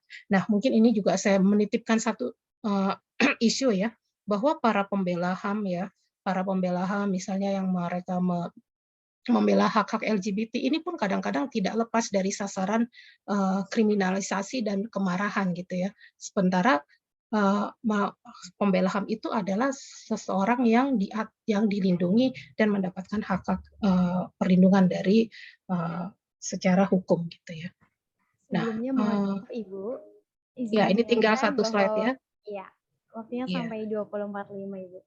Oke, nah ini tadi juga ada rekomendasi dari Australia, dari Argentina, dan juga dari Prancis yang pada intinya memang untuk mengakhiri kekerasan dan diskriminasi terhadap perempuan maupun terhadap LGBT. Nah, ini tadi slide terakhir, konsekuensi logis sebagai negara hukum tentu juga melahirkan kewajiban, yaitu bahwa Indonesia harus mengharmonisasi perundangan nasional dengan standar HAM internasional yang memang Indonesia sudah mengakui dan meratifikasinya, kemudian juga harus melakukan pelaporan berkala mengenai implementasi instrumen HAM di negara tersebut, dan yang paling dekat adalah review terhadap Universal Periodic Review yang ada review yang keempat tadi akan mulai dilakukan lagi di tahun ini di bulan November tahun 2022.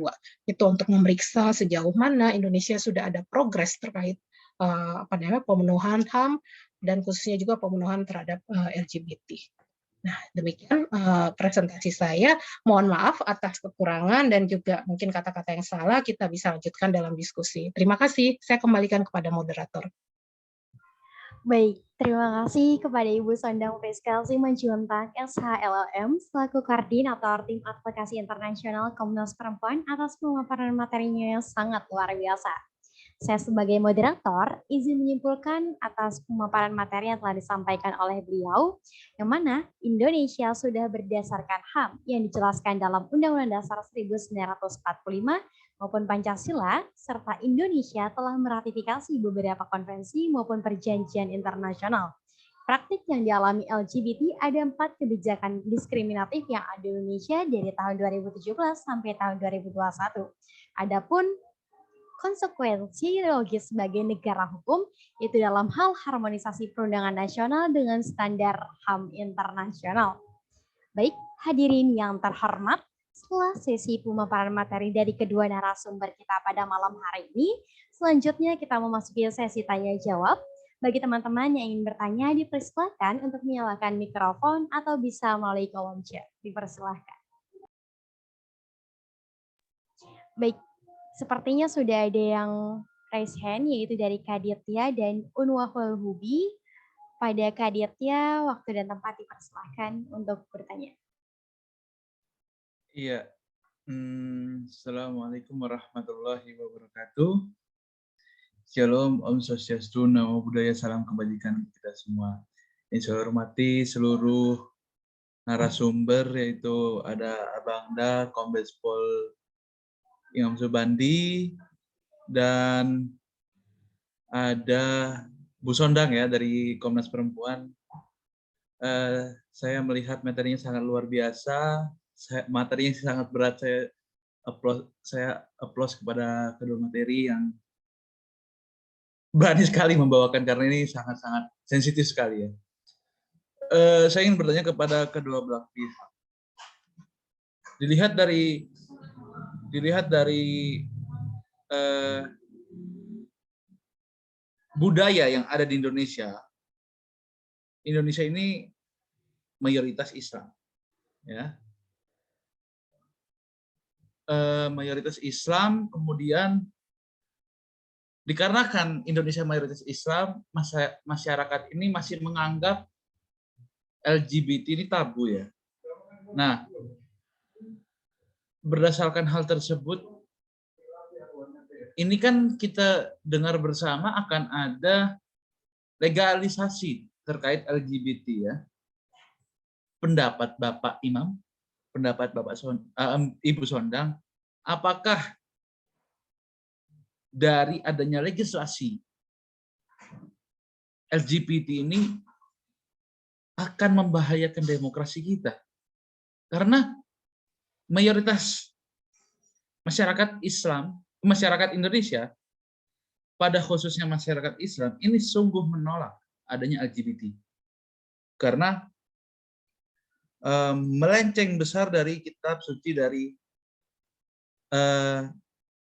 agama Islam, kemudian pun juga seperti ada masyarakat di agama Kristen ini sangat sungguh menolak, kemudian di Katolik Roma juga menolak, tapi untuk agama seperti Hindu, Buddha ini sangat netral. Tokoh-tokohnya mengatakan seperti itu, sangat netral dengan adanya legislasi LGBT. Saya ingin bertanya, mungkin itu pertanyaan dari saya. Terima kasih kepada moderator yang telah memberikan waktu untuk saya. Saya ucapkan terima kasih. Assalamualaikum warahmatullahi wabarakatuh. Waalaikumsalam warahmatullahi wabarakatuh. Bagaimana Bapak Ibu, apakah ditampung dulu atau mau langsung dijawab pertanyaan dari Kadit ya?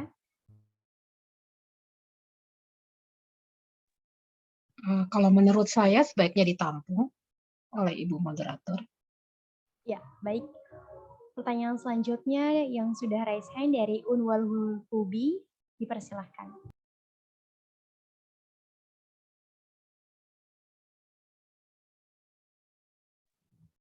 Oke, selamat malam Mbak moderator ya. Apakah suara saya terdengar, Mbak? Ya, sudah terdengar dengan jelas. Baiklah, di sini mungkin saya agak sedikit agak sedikit menyoroti terkait dengan penerapan HAM ya, khususnya untuk di area LGBT sendiri.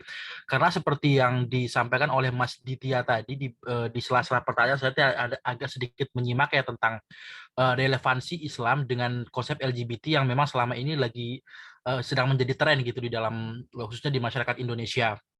Nah, menurut Bapak Imam dan Ibu Sondang sendiri, apakah memang dengan adanya konsep HAM yang digagas, yang kemudian juga dalam artian seperti mengakui persamaan derajat antara kaum LGBT dengan bukan kaum sebenarnya, antara kelompok LGBT dengan kelompok yang normal pada umumnya seperti itu. Apakah ini justru tidak akan menimbulkan benturan kepentingan antara aturan yang terdapat dalam agama sendiri, khususnya bagi kami yang beragama Islam, dengan dengan konsep hak asasi manusia yang selama ini memang bisa saya katakan mendukung adanya LGBT ini sendiri seperti itu. Mungkin itu saja Mbak yang ingin saya tanyakan. Ya, baik, terima kasih Kak Unwanul Hudi. Pertanyaan selanjutnya yang telah raise hand yang terakhir dari Kak Safira Ilamardatela, dipersilakan. Baik, sebelumnya terima kasih kepada moderator atas kesempatan. Dan saya ingin bertanya apakah suara saya sudah terdengar dengan jelas? Ya, sudah terdengar dengan jelas. Baik, terima kasih. Assalamualaikum warahmatullahi wabarakatuh. Selamat malam, salam sejahtera kepada Bapak dan Ibu pemateri dan teman-teman semuanya. Di sini saya Safira Ilamardatela ingin bertanya, HAM itu kan melindungi LGBT dan juga HAM itu terikat juga dengan hukum. Dan LGBT merupakan subjek hukum juga, dan juga LGBT tersebut merupakan bagian dari kita. Namun menurut pendapat Bapak dan Ibu pemateri sekalian, apakah sebenarnya LGBT juga termasuk ke dalam suatu penyimpangan hukum? Karena ada pandangan yang berpikir seolah-olah LGBT merupakan perilaku yang buruk, namun malah dinormalisasikan. Bagaimana tanggapan dari Bapak dan Ibu sekalian terkait hal tersebut? Terima kasih. Wassalamualaikum warahmatullahi wabarakatuh. Baik, terima kasih Kak Safira Ilamardatela atas pertanyaan yang sangat luar biasa. Baik, Bapak dan Ibu, sudah kita tampung 3 pertanyaan dari hadirin sekalian. Yang pertama itu dari Kadit ya, yang mana pertanyaannya yaitu apakah dari adanya legislasi LGBT akan membahayakan demokrasi Indonesia karena mengingat mayoritas Indonesia adalah masyarakat Muslim.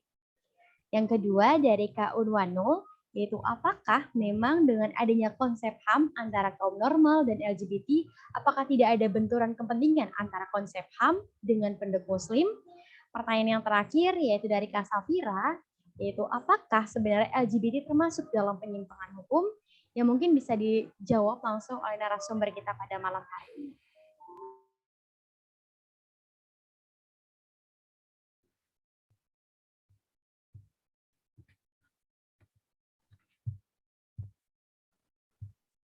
Siapa dulu? Ibu Ya, boleh Pak. Undang atau saya dulu? Ya, bebas Pak. Mungkin bisa dari Pak Imam Subandi, lalu bisa dilanjutkan oleh Ibu Sandra. Iya, jadi gini, pertama pertanyaannya adalah apakah LGBT tidak bertentangan dengan demokrasi ya? Iya Pak, akan membahayakan demokrasi. Ya, mananya yang membahayakan? Kalau seandainya delegalisasi, kan legalisasinya juga belum tahu. Legalisasinya seperti apa? Melindungi orang dari gangguan LGBT, maksudnya orang LGBT itu sebagai kelompok, lalu kemudian supaya LGBT tidak mengganggu orang lain, atau melindungi supaya LGBT itu tidak dikejar-kejar, tidak dipukuli. Nah, jadi kan belum tahu legislasinya seperti apa, ya kan? Nah, legislasi itu hasil produk politik kan, meskinya secara hitung-hitungan normal, kalau mayoritas beragama Islam, kurang lebih kira-kira warna hukumnya adalah warna hukum yang berperspektif Islam, kan gitu. Nah itu kan. Jadi justru dengan proses demokrasi ini nggak perlu khawatir kita, karena percayalah proses check and balance di parlemen sana itu kan tidak mudah memasukkan satu elemen norma menjadi norma hukum, itu kan tidak mudah. Ada proses kepentingan tarik-menarik banyak sekali. Ya. Kepentingan tarik-menarik. Jadi proses politik ini kan kepentingan semacam pertarungan tarik-menarik antara berbagai kepentingan, pressure group, kelompok interest dan lain-lain. Hasilnya berupa produk hukum itu, ya orang yang nggak setuju juga harus menghormati hukum itu, gitu loh. Karena itu hasil proses politik, hasil demokrasi kan. Demokrasi itu kan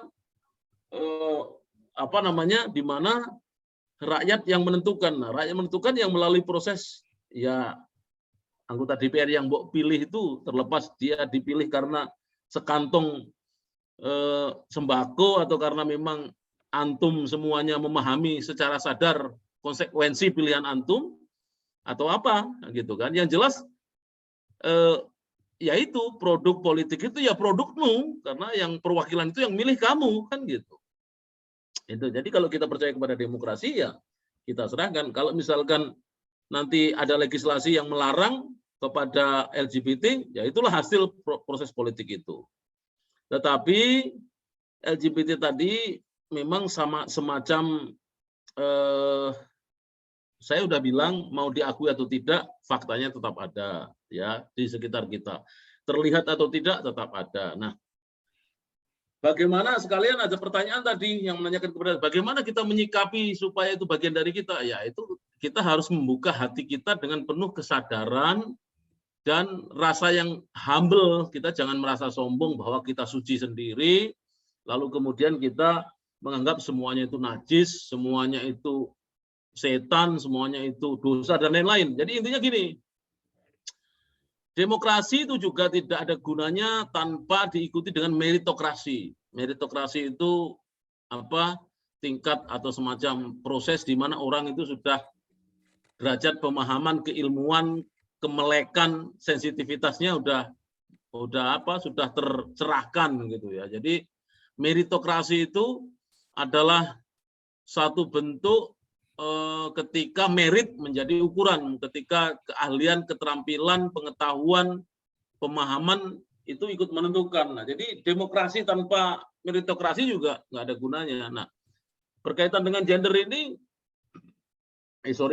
berkaitan dengan LGBT ini memang itu kan LGBT itu tingkatannya yang sudah sangat tinggi dalam konsep hak asasi manusia ya. Orang yang belum melek HAM, belum punya sensitivitas terhadap HAM, akan sulit memahami hak-hak perempuan. Ya, orang yang tidak paham gender, apa itu gender, ya dia nggak akan mungkin bisa memahami apa LGBT gitu ya.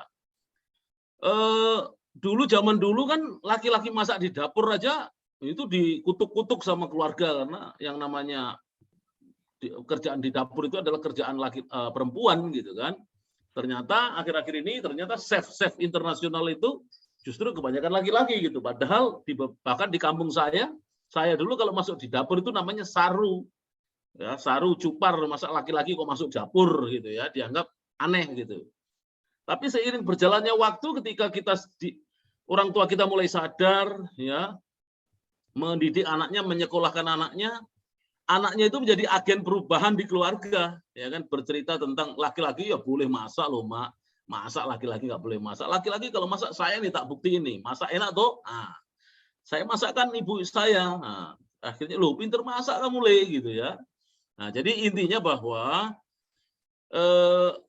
ada tahapan-tahapan penguatan masyarakat ya. Untuk apa ada undang-undang kita sudah mengatur tentang hak asasi manusia, tapi kalau tidak ada proses penyadaran. Jadi memahami hak asasi manusia itu ya di dalamnya ada hak-hak perempuan. Memahami hak asasi perempuan itu juga pintu masuknya juga harus paham tentang apa itu gender, supaya tidak terlalu ngotot-ngototan bahwa bahwa laki-laki tugasnya begini, perempuan begini. Itu kan menurut kita, padahal Tuhan hanya membedakan berdasarkan biologisnya saja. Penis, vagina, melahirkan, tidak melahirkan, ovum, ovum dan spermatozoid misalkan. Itu perbedaan-perbedaan yang biologis yang nggak bisa ditukar-tukar fungsi biologisnya itu, ya, menyusui, tidak menyusui dan lain-lain. Tapi kalau mengurus anak, ya, itu yang masuk di dalam perbedaan laki-laki dan perempuan itu adalah perbedaan yang dibuat, yang dikonstruksi oleh masyarakat. Yang sebenarnya itu kita buat sendiri, bukan buatan Tuhan. Contohnya, ngurus anak itu laki-laki juga bisa.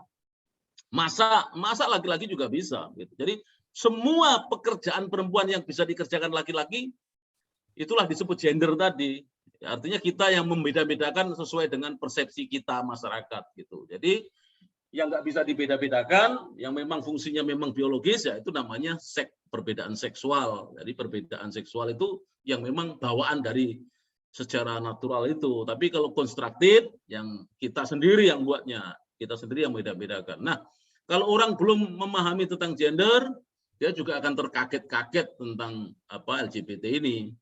Kalau kita tidak punya pemahaman tentang HAM, bagaimana kita bisa memahami hak-hak LGBT ini? Ya, kita kan mengutuk-ngutuk, padahal nanti suatu saat sampai kita sendiri menjadi lesbi atau menjadi gay, baru diam-diam kita mengakui gitu, atau anak kita, atau saudara kita, atau orang terkasih kita, ya kan? Siapa yang mau seperti itu? Kalau memang karena memang takdir artinya dalam hal ini karena faktor natural tadi, faktor bawaan sejak lahir itu hal yang sulit ditolak.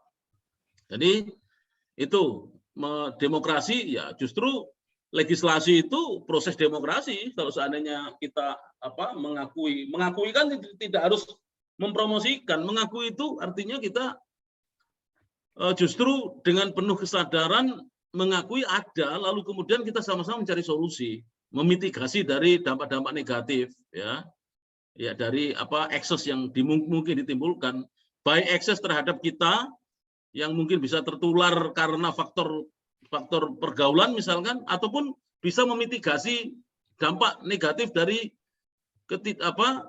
bersama-sama mencari solusi yang terbaik. Tapi intinya bahwa mereka itu adalah manusia yang juga punya hak asasi manusia. Gitu. Agama, ya kalau kita bicara tentang LGBT, bicara tentang gender, sebagai objek kajian, ya jangan dicampur aduk dengan bicara norma agama, karena agama itu pendekatannya kan positivistik, normatif. Sementara kalau bicara tentang gender itu harus kritikal pendekatannya. Jadi mendobrak semua yang sudah terkonstruksi, harus dekonstruksi kalau adik-adik membuat penelitian. Bukan bicara soal salah benar, tidak, tapi apa sih sebenarnya lalu mengapa. Dan kita memang harus dengan humble. tidak dengan sombong gitu ya. Tapi kalau menempatkan diri pada hal-hal dosa neraka, ya jangan bicara gender, jangan bicara LGBT, bicara saja tentang agama, bagaimana kita menjadi orang beragama yang baik. Tapi kalau objek kajian kita gender atau objek kajian kita LGBT, ya artinya kita memang bersiap diri untuk mempelajari sesuatu dengan pendekatan kritis, ya, pendekatan critical at all. Kalau dalam Global Lincoln itu ya, realitasnya realitas yang virtual atau yang constructed gitu. Kira-kira itu. Ada yang belum terjawab nggak? Sudah ya, saya rasa itu ya. Ya, baik. Terima kasih Pak Imam Subandi. Bagaimana Kak Ditya atas jawaban dari Pak Imam Subandi? Cukup. Terima kasih, Bang. Oke, Bro. Ya, baik. Pertanyaan selanjutnya yaitu dari Kak Unwanul, yaitu apakah memang dengan adanya konsep HAM antara hukum kaum normal dan LGBT, apakah tidak ada benturan kepentingan antara konsep HAM dengan penduduk Muslim? Yang selanjutnya mungkin bisa dimulai jawaban dari Ibu Sondang, dipersilakan.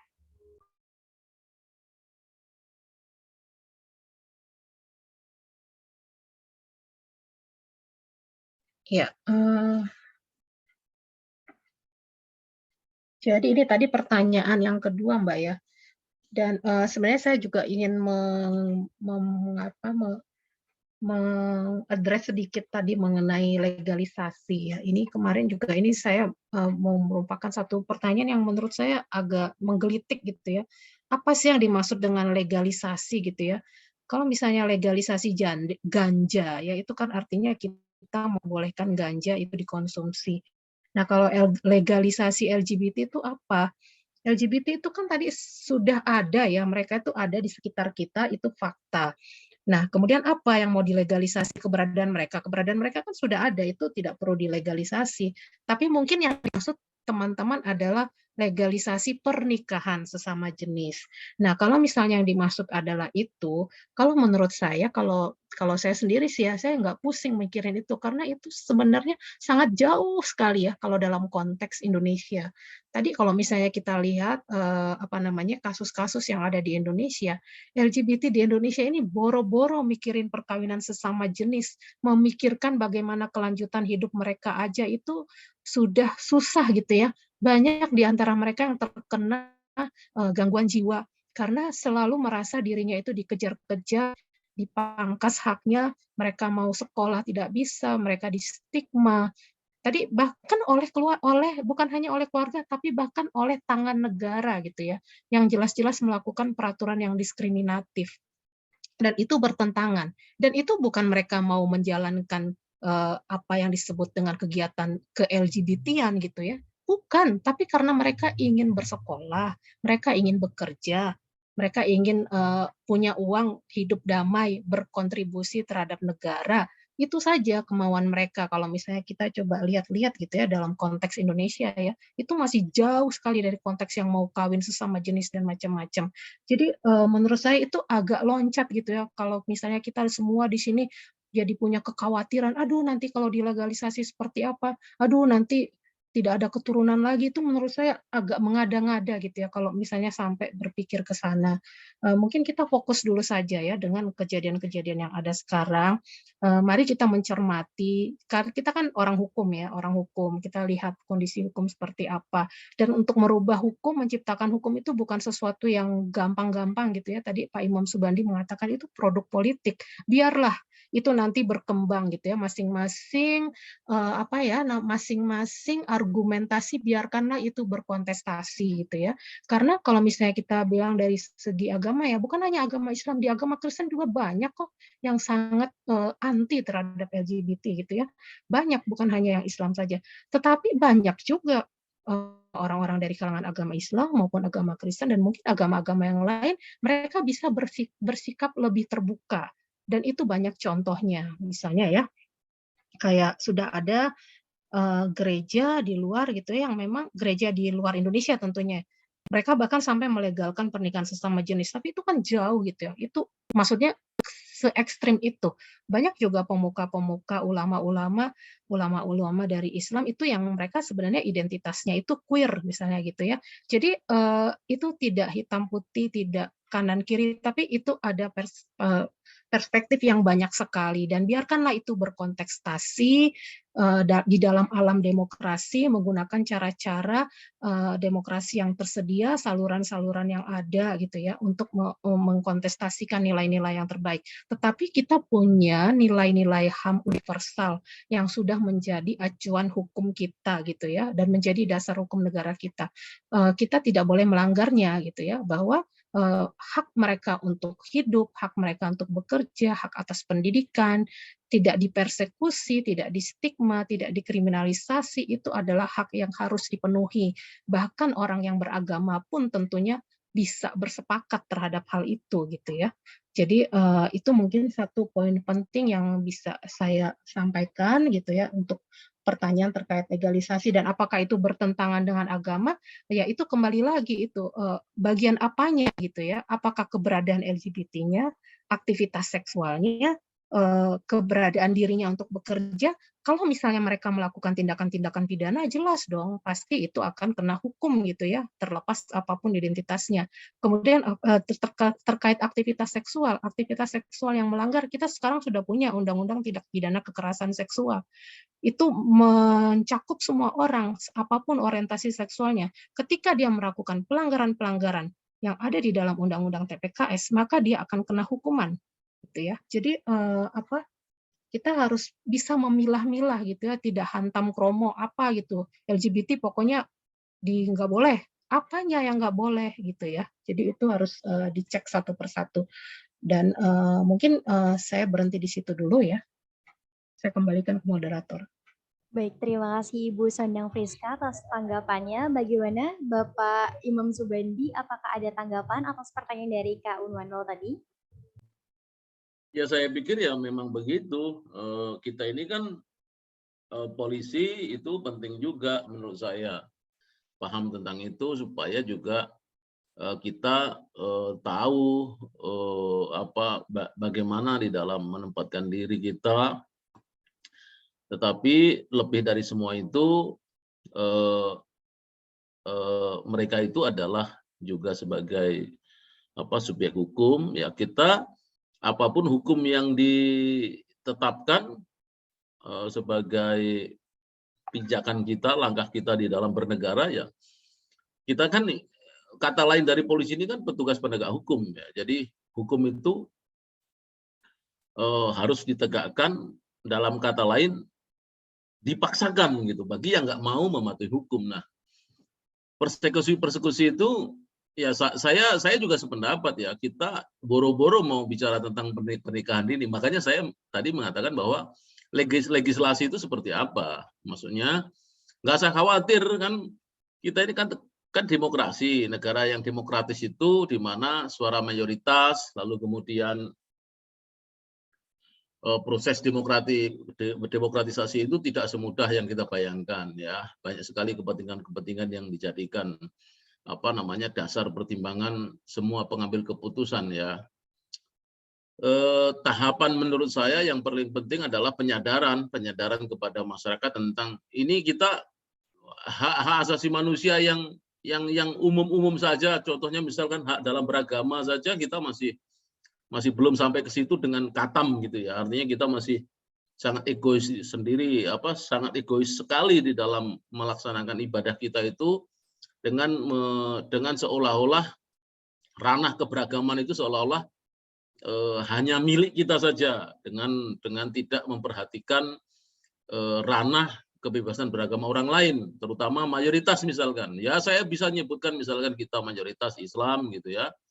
Tapi juga terjadi di beberapa wilayah yang mayoritas agama bukan Islam gitu. Jadi mendirikan agama atau tempat ibadah itu bagi minoritas itu selalu kadang-kadang mendapatkan persoalan-persoalan jika minoritas itu berada di wilayahnya mayoritas. Nah, itu. Jadi untuk soal beragama saja kita masih belum sampai kepada tahap kesadaran yang tinggi atau belum terinternalisasi lah, itu mungkin kata kerennya gitu. Nah, jangan mau bicara tentang LGBT gitu ya. Nah, tapi bagus menurut saya adik-adik ini mengambil tema yang sangat berani sekali gitu ya. Tapi itu pun bisa dipleset-plesetkan, hati-hati. Dianggap nanti low connection mendukung LGBT, apa kita mendukung itu apa maksudnya? Mendukung hak-hak asasi manusia bagi LGBT. Bukan berarti menyetujui bukan berarti menyetujui untuk seperti itu gitu ya, untuk kita sendiri gitu ya. Tetapi ya kalau kita mau jujur ya namanya preferensi ya, namanya ketertarikan seksual itu ya gimana sih? Kalau laki-laki suka kepada laki-laki itu bobotnya itu ya sama ketika saya suka dengan perempuan kan gitu. Kalau mau jujur kan gitu. Cuma karena memang budaya kita, tadi saya sudah sebutkan apa karena munafik atau karena kita memang formalitas keagamaan kita itu masih terlalu keras gitu ya, sehingga kadang-kadang kita tidak tahu asbabun nuzulnya, atau kita tidak tahu apa itu secara ontologis, epistemologis, mungkin aksiologis misalkan, lalu tiba-tiba kita mengutuk-ngutuk begitu saja. Sambil mengutuk-ngutuk, diam-diam kita juga ternyata juga misalkan lesbi, kita sendiri juga ternyata gay misalkan, atau biseksual itu sendiri. Jadi ini menurut saya keren tema ini. Ingat, menghormati dan mengakui keberadaan itu bukan berarti kita sama dengan mereka, ya kan? Tapi kita bisa menerima mereka karena mereka juga manusia yang mempunyai hak asasi manusia. Saya itu. Baik, terima kasih Pak Imam Subandi atas tanggapannya. Bagaimana Kak Wanul? Mohon maaf sedikit saya tanggapi ya Mbak ya, terkait dengan legalisasi LGBT yang disampaikan oleh dua pembicara tadi ya. Di sini kan karena memang kalau kita berbicara tentang hak asasi manusia secara otomatis kan kita berbicara tentang kesamaan manusia itu sendiri, baik dalam hukum maupun pemerintahan seperti itu. Nah, jadi yang saya maksudkan di sini itu adalah ini kan karena budaya kita kan memang bernafaskan Islam gitu. Nah, misalkan secara otomatis legalisasi LGBT ini nanti diterapkan, apakah memang tidak menyalahi aturan dalam Islam sendiri? Apakah memang tidak menimbulkan bentur kepentingan sendiri? Karena memang mayoritas masyarakat Islam sendiri itu sangat mohon maaf ya, agak sangat anti gitu terhadap LGBT, karena memang dalam ajaran syariat Islam sendiri dalam ajaran syariat Islam sendiri bahwa LGBT ini merupakan suatu praktik terlarang seperti itu. Makanya kalau seandainya legalisasi LGBT ini sendiri benar-benar terrealisasi seperti itu, apakah memang nanti akan rentan menimbulkan chaos seperti itu, Mbak, dalam arti masyarakat pasti secara otomatis akan menolak keberadaan legalisasi ini sendiri, mengingat budaya kita memang yang belum benar-benar bisa beradaptasi dengan apa yang menjadi ekspektasi dari pembentuk atau perancang legalisasi LGBT ini sendiri seperti itu. Ya, baik Kawan Wanul, terima kasih. Bagaimana Pak Imam Subandi atau Ibu Sondang, ada yang ingin menanggapi?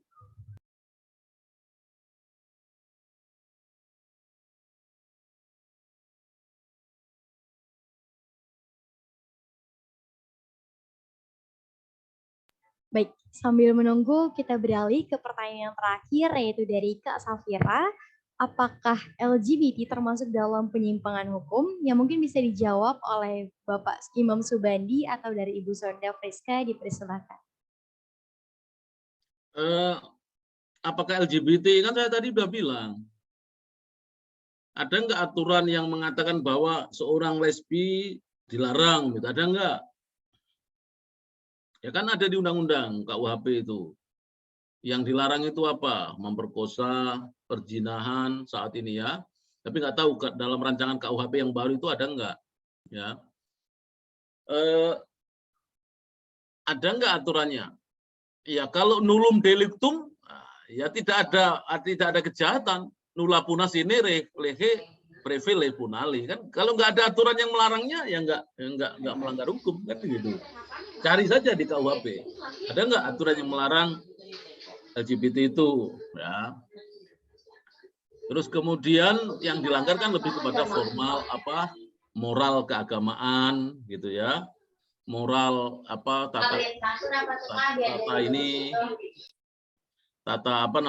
etika dan lain-lain ya.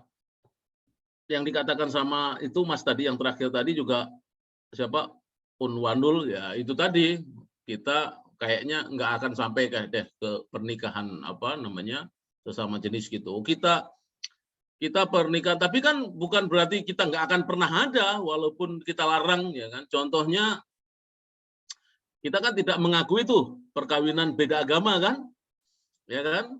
Ya kan mereka punya cara kawinnya di luar negeri. Kalau sudah keluar negeri sudah sah masuk ke Indonesia, apa mau kita pukulin orang itu? Kan nggak bisa. Orang itu sudah punya perlindungan hukum gitu. Sama dengan LGBT. Misalnya LGBT misalkan nggak bisa kawin di Indonesia, gitu. Kawin di luar negeri dia misalkan. Apakah terus kalau datang ke Indonesia mau kita gebukin? Ya kan nggak bisa gitu. Jadi ya menggebukin dan lain itu kan sudah perbuatan pidana itu sendiri. Jadi sebenarnya kalau menurut saya marilah kita ini segera merasa apa namanya berpasrah diri kepada Tuhan lah ya. Artinya percayalah Tuhan itulah yang maha mengadili dari semua kita. Yang nampak-nampak karena bisa saja mereka itu tidak kelihatan di mata kita tapi ada gitu ya. Banyak sekali yang tidak ada tapi ada itu banyak.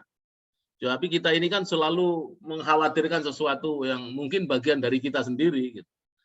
Ya, sampai suatu saat kita menjadi bagian menjadi apa? Korban dari persekusi itu. Suatu saat mungkin. Atau kita menjadi korban mungkin tetangga kita atau adik kita atau saudara kita sendiri gitu ya. Jadi begitu. Apa tadi yang namanya apa politik ya seperti mana undang-undang misalkan ya itu kan kehendak masyarakat gitu kan, nggak mungkin kita juga memaksakan budaya, antara budaya dan kesadaran kita itu kan terjadi tarik menarik juga. Dulu kita nggak tahu, nggak paham tentang apa itu HAM ya kan, kita juga nggak paham tentang, tapi lama-lama kita akhirnya bisa memahami bahwa kita ini harus saling menghormati dan lain. Jadi menurut saya tergantung dari proses penyadaran yang kita lakukan ya. Jadi bisa karena dipaksa oleh dari luar, bisa juga dari dalam kan. Banyak sekali yang menurut saya terlepas dari semua hal-hal negatif yang sudah disampaikan oleh Ibu Sondang tadi, kita juga harus mengapresiasi kemajuan kita di dalam penghormatan terhadap HAM ya. Paling tidak untuk di polisi itu sudah banyak internalisasi prinsip dan standar HAM internasional yang sudah diadopsi menjadi bagian dari pemolisian atau policing activity di Indonesia gitu, mengenai use of force and firearm, mengenai KDRT, begitu dan lainnya, itu yang sudah diadopsi dan sudah diinternalisasi ke dalam sistem hukum sistem peraturan kepolisian gitu. Itu Mbak Yu. Baik, terima kasih Pak Imam Subandi atas tanggapan luar biasa. Terima kasih para hadirin yang telah bertanya dan mohon maaf bagi para peserta yang telah bertanya namun belum berkesempatan dijawab karena keterbatasan waktu yang dimiliki. Hadirin yang terhormat, setelah menyimak pemaparan materi dari kedua narasumber kita yang sangat luar biasa pada malam hari ini dan sesi tanya jawab, selanjutnya mari kita dengarkan closing statement dari narasumber kita yang bisa dimulai dari Ibu Sondang Friska dan dilanjutkan oleh Bapak Imam Subandi. Padanya waktu dan tempat dipersilahkan. Ya, terima kasih Mbak Moderator. Dari saya singkat saja bahwa bahwa kita kembali mengingat bahwa kita ini adalah sesama manusia, satu warga negara Indonesia. Tentu kita harus saling menghargai sebagaimana kita juga sudah belajar bahwa setiap manusia memiliki secara kodrati memiliki hak-hak ya, termasuk dan itu tidak memandang apakah itu orientasi seksual ataupun yang lain. Tapi cobalah kita untuk memahami dan mendalami ya. Jadi banyak-banyaklah untuk misalnya melihat mempelajari dari sisi yang lain gitu ya, dari sisi kajian-kajian yang mungkin kajian-kajian gender, kajian-kajian tentang LGBT, laporan-laporan pemantauan itu banyak sekali gitu ya, teman-teman bisa search, saya juga bisa kasih ke panitia, jadi kita bisa melihat permasalahan secara lebih komprehensif ya, dan itu tentu akan menjadi bekal bagi teman-teman yang akan berkarir di dunia hukum untuk bisa melihat suatu kasus dari sudut pandang yang lebih komprehensif. Itu saja dari saya. Terima kasih. Baik, terima kasih Ibu Sondang Friska atas closing statement yang sangat luar biasa. Yang selanjutnya, closing statement akan dilanjutkan oleh Pak Imam Subandi.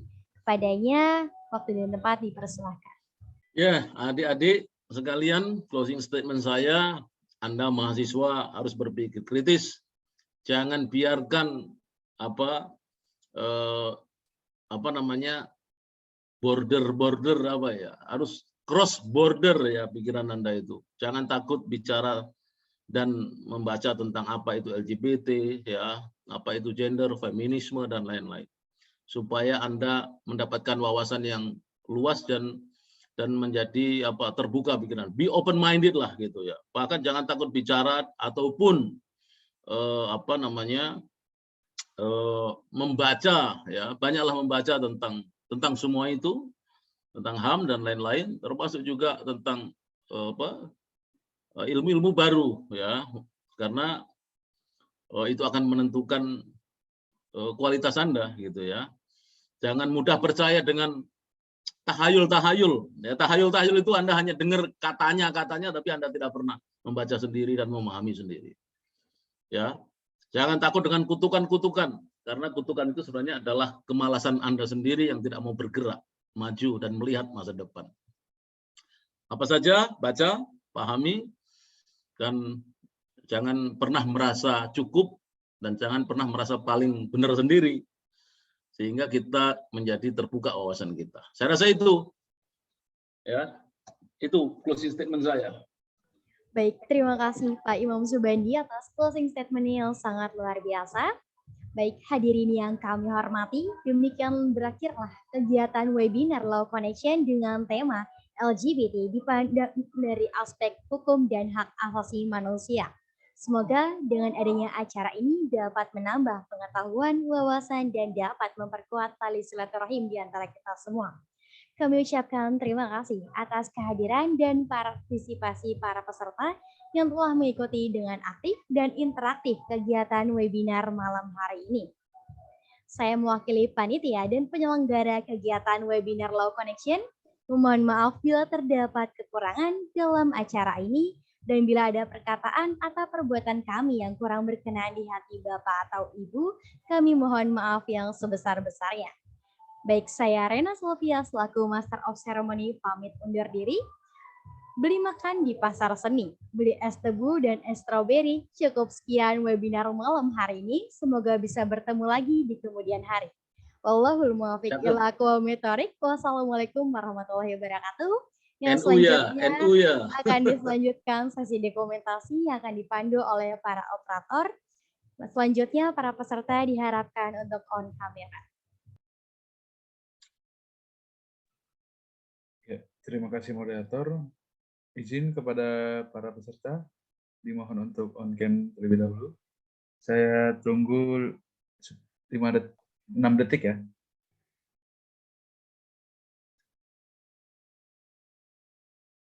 Salam kenal Bu Sonda. Salam kenal Pak Imam Subandi. Semoga bisa bertemu di lain waktu ya Pak. Oh iya, iya Bu Sonda ya.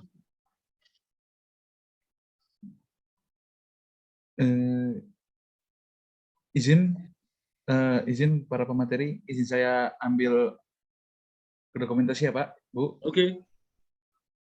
Mungkin slide 1, 1, 2, 3. Ya lagi. Udah?